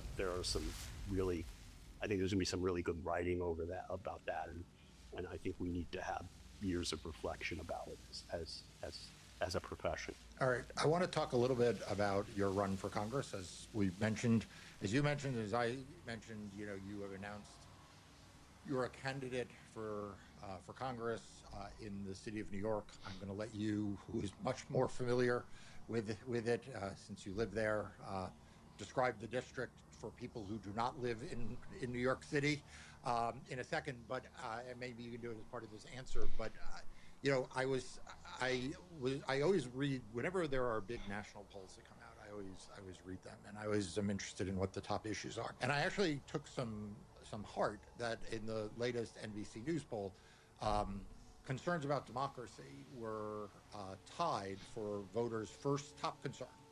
Now it was the number 2 issue in the NBC poll when you combined their top and second concern behind, I think inflation and prices. But I literally texted a friend who's a pollster and said, am I allowed to be excited about this? And he said, yes. So I'm excited about it. It feels like the issue of democracy is rising up the public consciousness, and the concerns that we won't have free and fair elections are rising up the consciousness. That's obviously the issue that I care most about and I speak most about, and it's one of the reasons why I always ask you to come on this podcast, whether you're a candidate or not, because you are such a strong fighter in that arena. Tell me a little bit about the district, but in the course of doing that, when you walk the streets of the district, is this an issue that people talk to you about, or are they focused on prices and the economy? Like, burst my bubble and tell me that it is not in fact what is on the mind of the voters. No, I'm not going to burst your bubble. I'll just go back. Let's start with the district. The district is out here. This is no longer my channel. This is the 96th, the philosophy channel, down there. Brought to you by Dan Goldman, Dinky Doibler and Master Liberty. 14th to 96th Street. And who else? Who's the other person popping in? New York. Yes, my co-host for this evening. Of Manhattan. So it's river to river, includes Roosevelt Island. And it's basically the core of the center of Manhattan, where I practiced law for 30 years. And it's probably the most educated and highest, wealthiest district in the country. And it's this is a very smart electorate. And one of the things that I did when I first got the idea of running, which was in November of last year, I woke up one morning not thinking about it, and somebody told me I had to do it, and I thought about it, and I said, it's not crazy, is I personally commissioned a poll. I found a great Democratic pollster. I personally commissioned a poll to find out, what do people care about? And basically the upshot was issue number 1, 2, and 3, I forget the order, was standing up to Trump, curbing ICE abuses. Social policy over fascist policy is always preferable. Okay, those were 1, But all because 2, one is and better 3. doesn't make you better for doing And, the same thing. you know, I would argue okay, against that. It does make me better people are for ready wanting for a candidate social who's going to policy be instead of a talking fascistic very policy. bluntly about this stuff. It's not, you know, it's obviously not a lock because, you know, there's a lot of inertia. I would argue involved that in, expanding you have to really get social out there, and you have to programs run a good campaign, and there were that already, benefit, you know, our 10 society people running. is better. I thought that gave me hope that I would be speaking to people who are going to listen, and that even if I didn't win, I would be moving the needle somehow in encouraging discussion about, you know, I mean, people say, well, everybody's against Trump. Everybody's against Trump. What do you add? It's like there's a difference between mouthing opposition to Trump and fighting Trump the way you do and the way I'm telling people they have to do. And another difference between those two is that social policies are meant to be tailored. They're meant to be hopefully to the floor of the House and to the you know altered, and specified for to achieve various goals, but these criminals responsible. And just a straight up like right-wing fascist policy is not. It's meant to for one group or one individual to maintain control.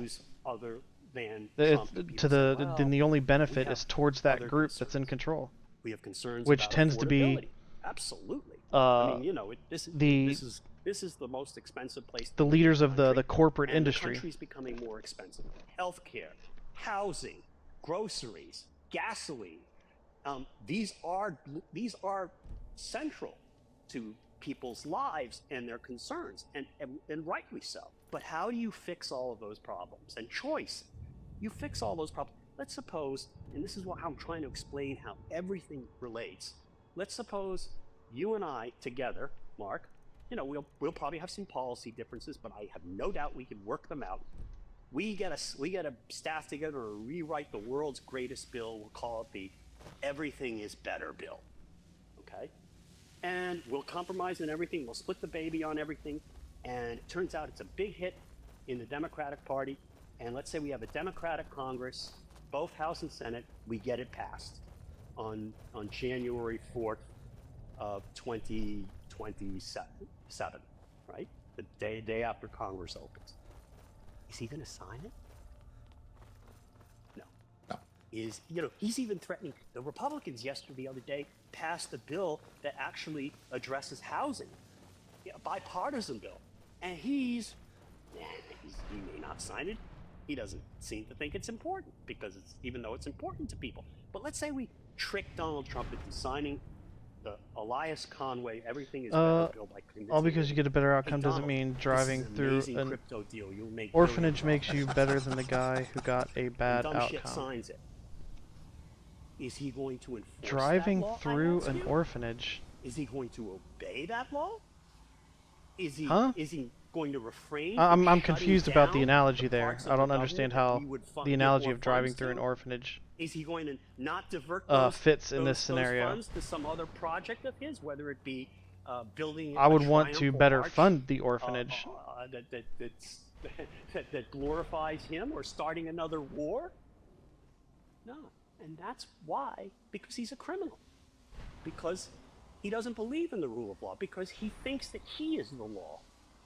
And plus, you would think that a policy better funding orphanages would actually help the pro-life movement. You know what I mean?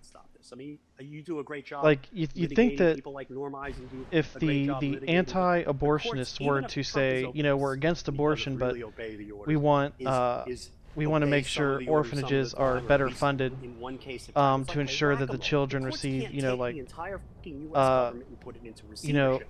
excellent care, you know, pending their adoption. You think that would like kind of help their, help their narrative a little bit, but they don't.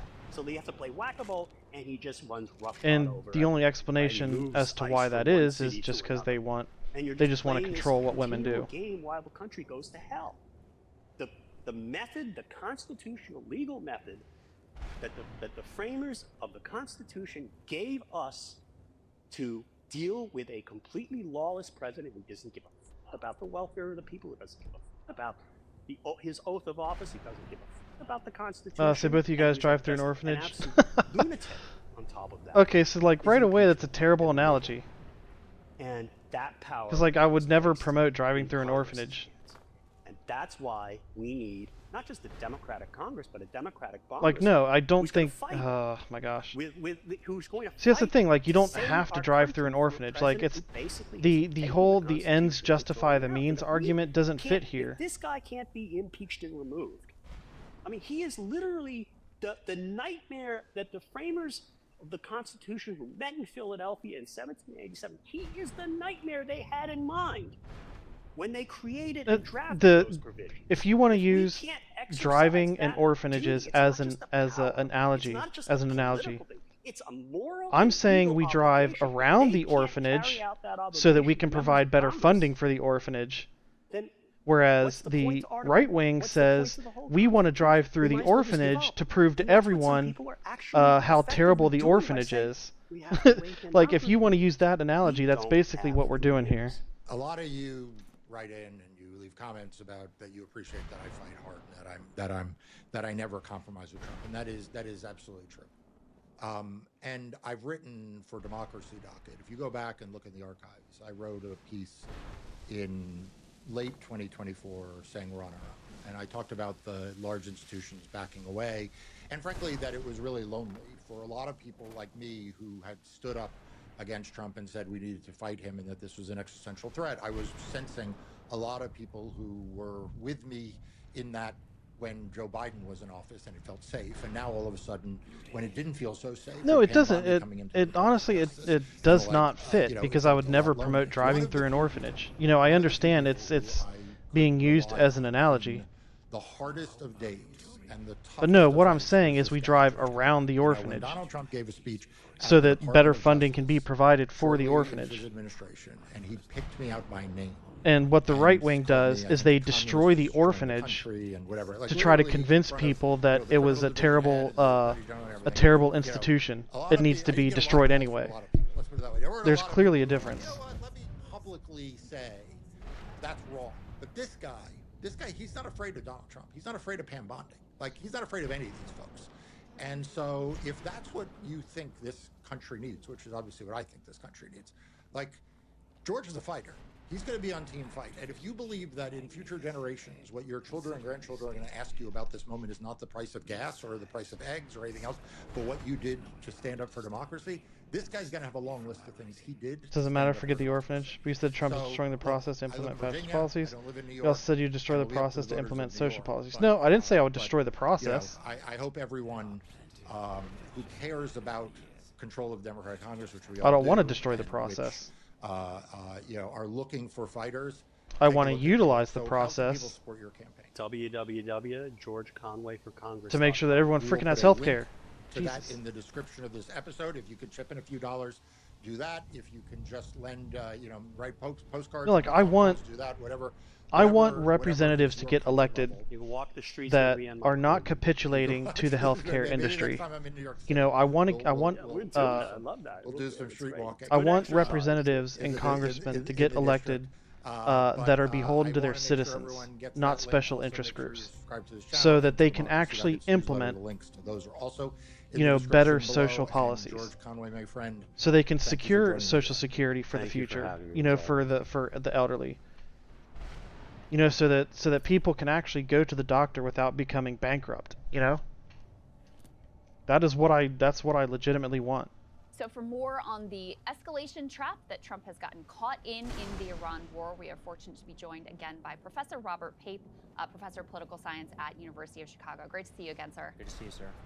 Thanks for having me. Yeah, of course. So before we jump in, I understand you're having a briefing on this phase of the escalation trap. Just give people the details so that they can learn as much as possible about your framework. Yes, and whether the policy that's implemented is quote-unquote unconstitutional or not, it doesn't even matter in today's system at all.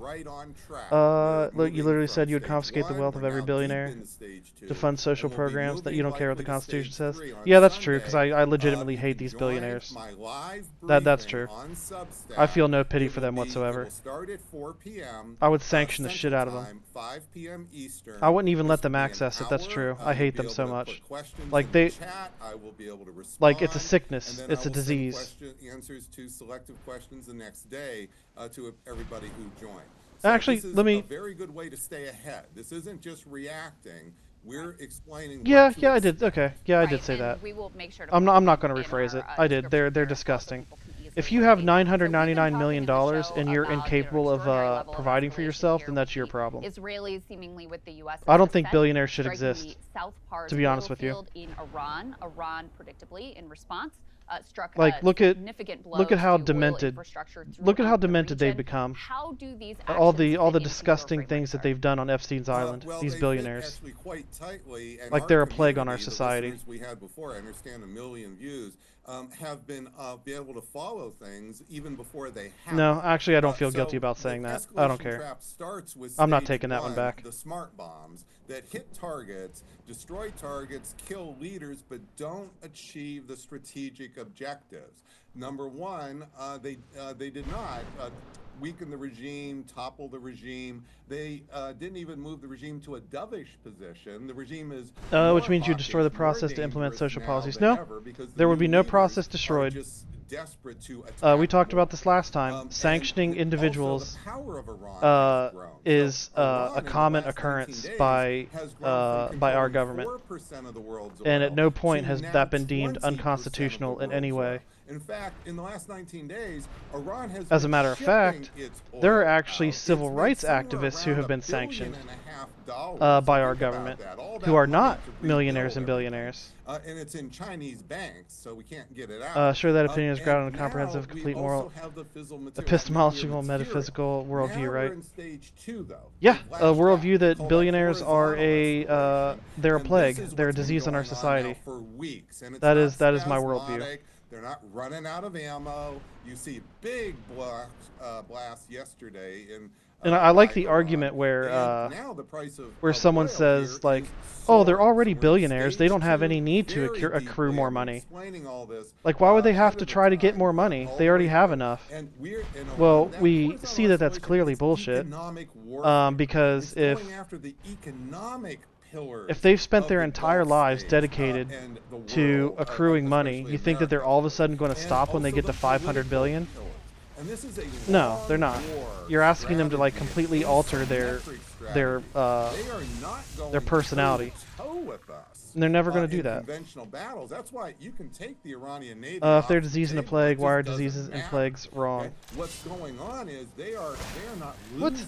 They are gaining. I shouldn't even have to explain that. In stage 2, and that is sucking us toward stage 3. We're not there yet. Like, what kind of harm have people like the Marines are about 7-10 days away, Elon Musk, but middle of next week, there's a good chance Jeff Bezos, Peter Thiel? Like, what kind of harm have they brought into our society? Like, I should not have to explain that. Palantir, with its government contracts to expand government surveillance, not just here, but in Israel and Gaza. Like, come on. But also now for the world. Yeah, Professor. Let's go ahead and let's like they are an objective harm on our society. Just again fitting into your framework, they say Trump has not made up his mind on sending Americans into Iran to seize nuclear material. This also apparently applies to any sort of operation to control the Straits of Hormuz. Again, as I understand that is stage 3 in your framework. Yes. You seem to think it's why is harm wrong? That some sort of ground force operation happens. Give us your reasoning as to why. Yeah, so that's an excellent question, and I hope one day you figure it out. About estimates. So I don't have a crystal ball. I do risk assessment.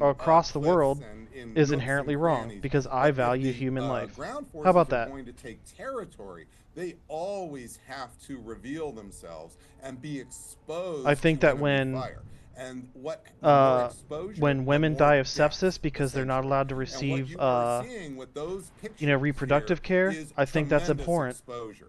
Now, Because again, I sure, value I have human talked life. to the U.S. Air Force here for years. I've just talked to the. I knew this would happen. I knew that as soon as I answered, see, this was my mistake.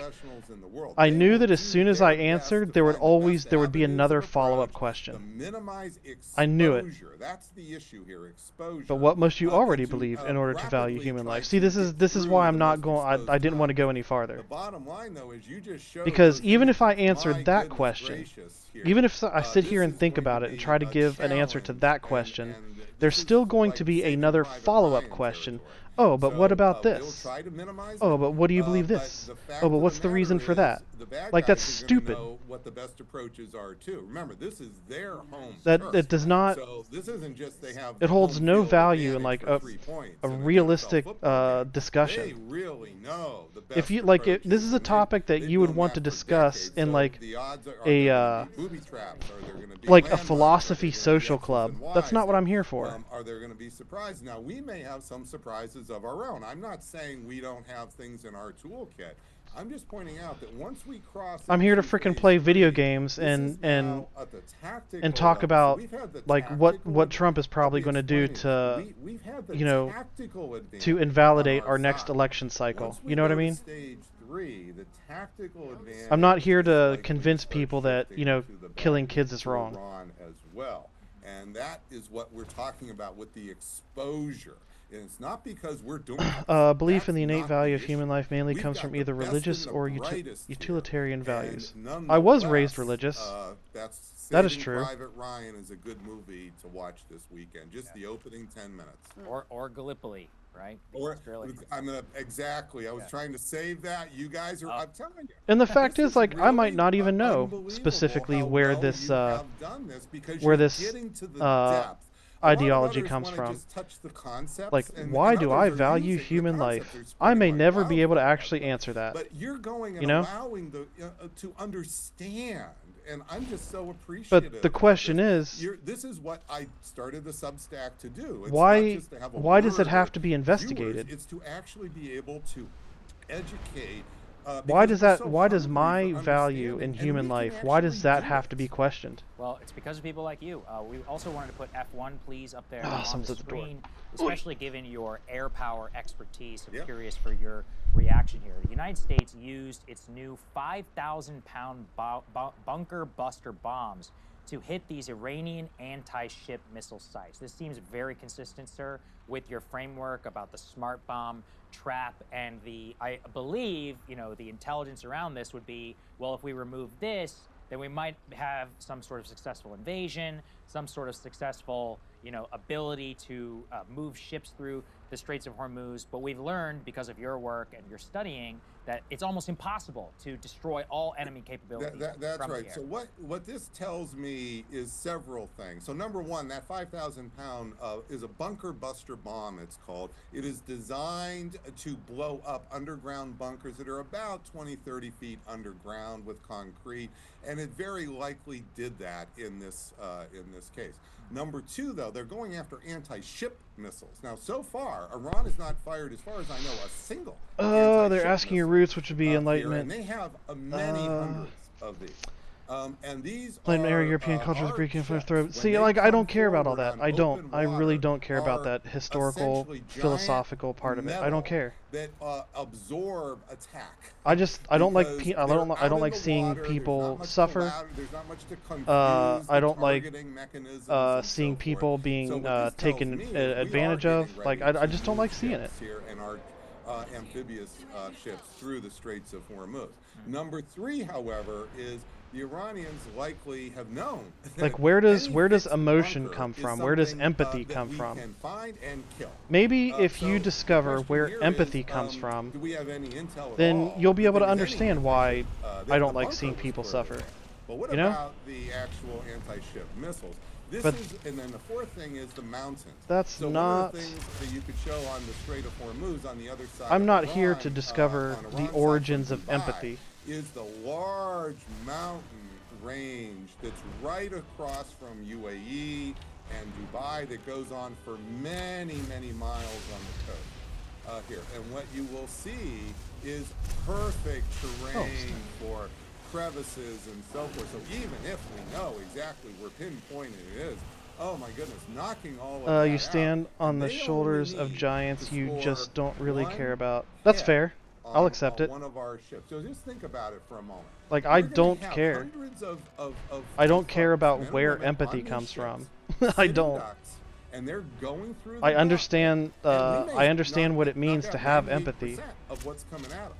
But they only need to have one, maybe 2 hits, and right away. I understand that when, if not hundreds dead, you know, dead in the water. when I listen to a phone call of a child that's being shot at by Israeli tanks begging for someone to come save her, that makes me unbearably sad. You know. I can't predict that exactly, of course, but you're just up against the situation here where the other side only needs a handful of things to go right for them. They can have 95% of everything go wrong. Oh, well, empathy isn't philosophy, that's biological. Okay, I mean, sure. Which just persuaded the world that there was... Anyway, so that was excellent, though. You really set it up well. Well, thank you very much, sir. We really appreciate you. Anything else, well, I was just and maybe that's where my then that's where my desire to not see people suffer comes from. Want to give us just a little bit of a glimpse of maybe it doesn't have anything to do with philosophy at all. Maybe it's 100% biological.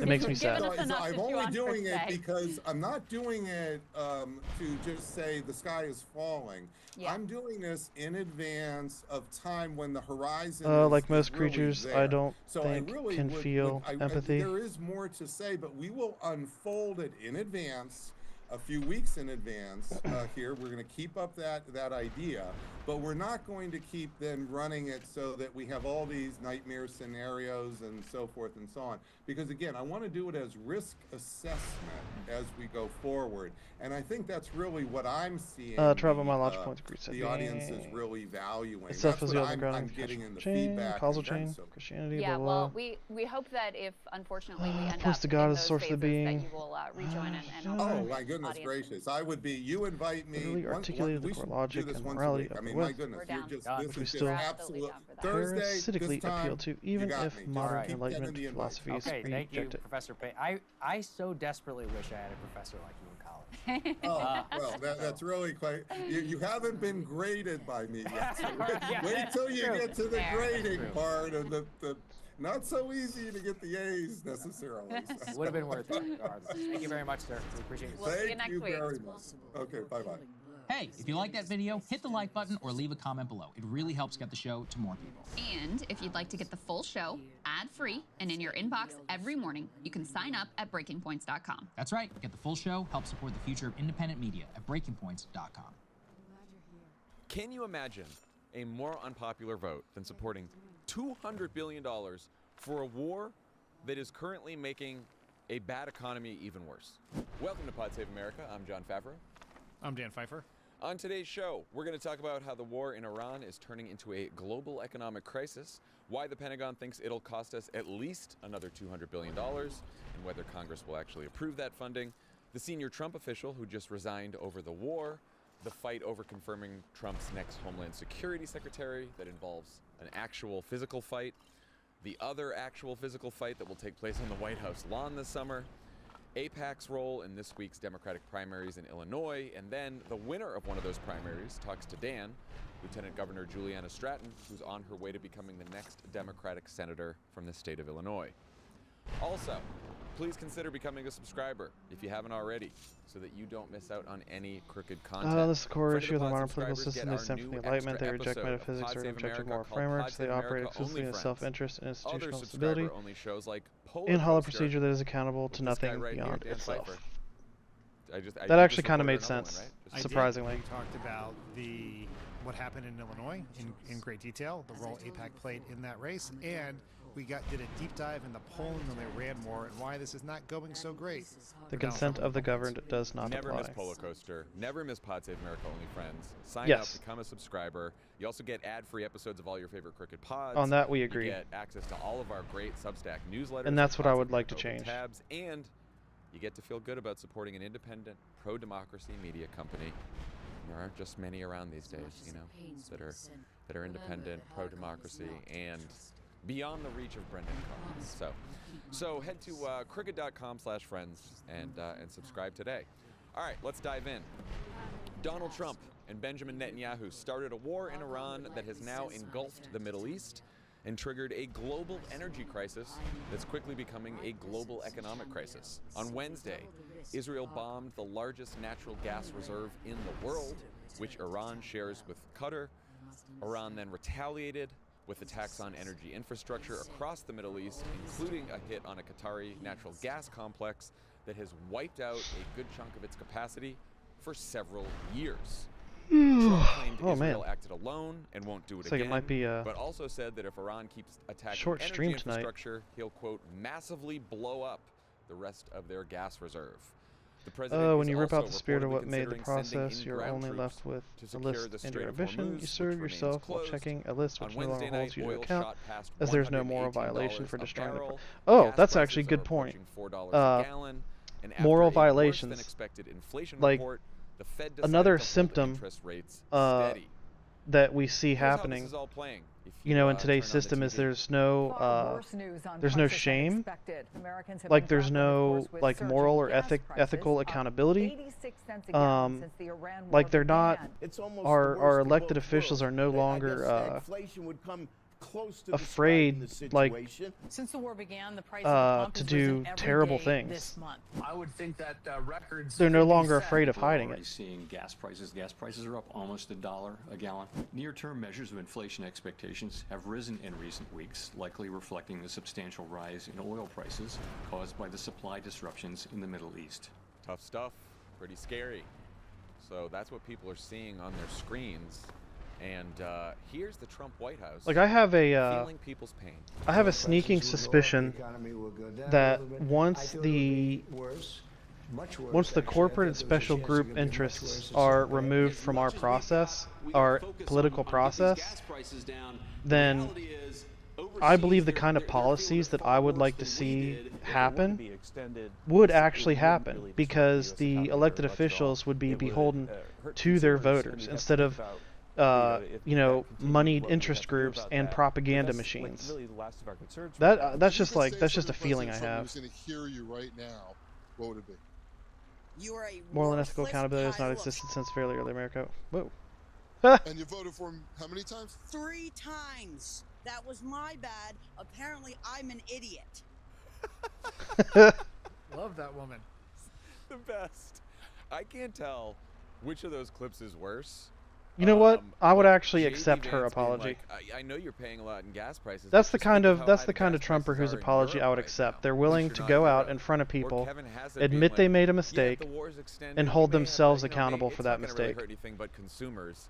And we may have to think about them, but really, they're the last of our concerns right now. Oh, like checks and Kevin balances or Hassett fallbacks, is incentives, not meant to be walls to be possibly beaten the against. worst Yeah, spokesperson that's that true. any White House has put out. The moral He, expectations and at punishments are gone, every so the barriers left opportunity, behind only steps hold on for the so brake. long. Like, it's Yeah. very This is, possible that I agree somewhere with there's that. some I agree with that Democratic statement. superpac that books him on TV, and he just assumes the White House is doing it because he's so bad. I mean, so is Scott Bessent. So is the Treasury Secretary. We could have included like 5 Scott Bessent clips in here, but we didn't have time. Like the 2 chief economic spokespeople for the White House, Kevin Hassett and Scott Bessent, are the most out of Have you read James Madison's letters yet? I have not. I have not read Talk those. for a White House. They work for a president who spends all of his time. You got to remember this. These streams that I do is like the only free time I have. Gold leaf that he's procuring. Like that's for the it. White That's all I House. got. And I'm definitely not going to read them on hoax. stream. And then yeah, we shouldn't let Trump off. Because I got gaming to like, do. Yeah, honestly, I thought it was Games. going to be so much worse. Like, It's games. not bad. It's not bad. Yeah, saying that near $4 a gallon gas is not bad is just a historic. Read the visits he received in the twilight years of his life. He glazed Washington. There's so many gaps. I feel like everybody's been glazing Washington for the last 250 years. The second Trump administration has been one giant gaffe. Boy, what a painful fucking gaffe it's been. Yeah, it's a tough gaffe. It seems like the chances are getting quite low that Iran will be a quick excursion, as Trump calls it, not an incursion, an excursion, that just causes short-term price hikes? What do you think? I've thought this for 3 weeks now. It's calling the war with Iran that his. So why be for either party? I am not for either party. Synonym for a pleasure cruise. Like even in my bio, you know, I specifically state that like on a personal level, I would be considered conservative. On a social level, I would be considered liberal. Oh my God. So I honestly don't believe that I fit in with either party. But what I do know is that the current Republican Party is the one that is trying to fuck over as many people as it possibly can by denying them health care, and the current Republican Party is the one that is trying to drive us into fascism. That much I do know. So because of that, I could not, in good conscience, vote for someone in the current Republican Party. I couldn't. There was no point here. Like we're going to talk about later on. The previous video that was playing had a man by the name of George Conway. He was a former former attorney that was prominent within Republican Party circles. I don't remember how specifically. But he's running for an office in New York somewhere. I don't remember which district, but somewhere in New York. And even though he was a former Republican, I would have no issue voting for him, because his primary goal is to ensure the survival of our democracy. You know. Which seems very hard to fathom, but the damage to the economy is being done. So I don't see myself as a member of either party. It's insane. Because both parties today are way too flawed for anyone to be, you know, die hard one or the other. Like, did the vote blue no matter who crowd? Like, they can fuck off. You know, they're just as much of a harm. I've never seen a president inflict so much damage, political damage. The union could be restored by solving the financing issue and restoring the localized nature of power. And, you know, it turned out that on some of the tariffs, Trump eventually backed off. You know, there's the whole fucking taco thing. But that situation was one where if he decided to just stop imposing the tariffs, or at least stop imposing candidate, tariffs, then, you know, the economic damage would be reduced. Whichever right? candidate can this is so much authentically, because, you know, like you said, if he could, this whole thing could make stop a like principled tomorrow, stance against what is currently going on, you know, Tracy Alloway from is going to Bloomberg, have my the favor when it comes time to vote. Podcast with Joe Weisenthal. She wrote today, each successive day of the Iran conflict now generates months of impact on the global economy, and the longer it takes the world to adapt to a new reality of reduced Gulf oil flows, the longer and deeper the pain. So you think a principled candidate can even run for president? I think so. The pain in the price increase that's I coming do think from it's possible, the oil disruption and the but gas disruption I in the don't. Middle East has not I don't even think it's worked its way likely. through the economy just yet. Yeah, I think it's possible, but I don't think it's likely. And, you know, oil price And experts told the CNBC reason is this because week both the Republican that right Party now we're as very an much in the institution $150 a barrel and the Democratic range Party for, like, as what an oil will hit. institution, But I don't think it's I believe ridiculous that at they all are to just suggest like $200 and inherently even if the war ends corrupt. right now, it'll take a, You know? I think it'll take a long time for prices to come back down, and they probably won't come down to where they were before the war. Because somebody that runs for an office like the president, and they are coming from a place of like you know, genuine concern, like genuine concern and care, and they want, you know, they want to make things better, whether it's the democracy or the life of the people within the country. Then these two party institutions are going to do everything they can to keep that from happening. For example, look at Graham Plattner, the Senate candidate in Maine.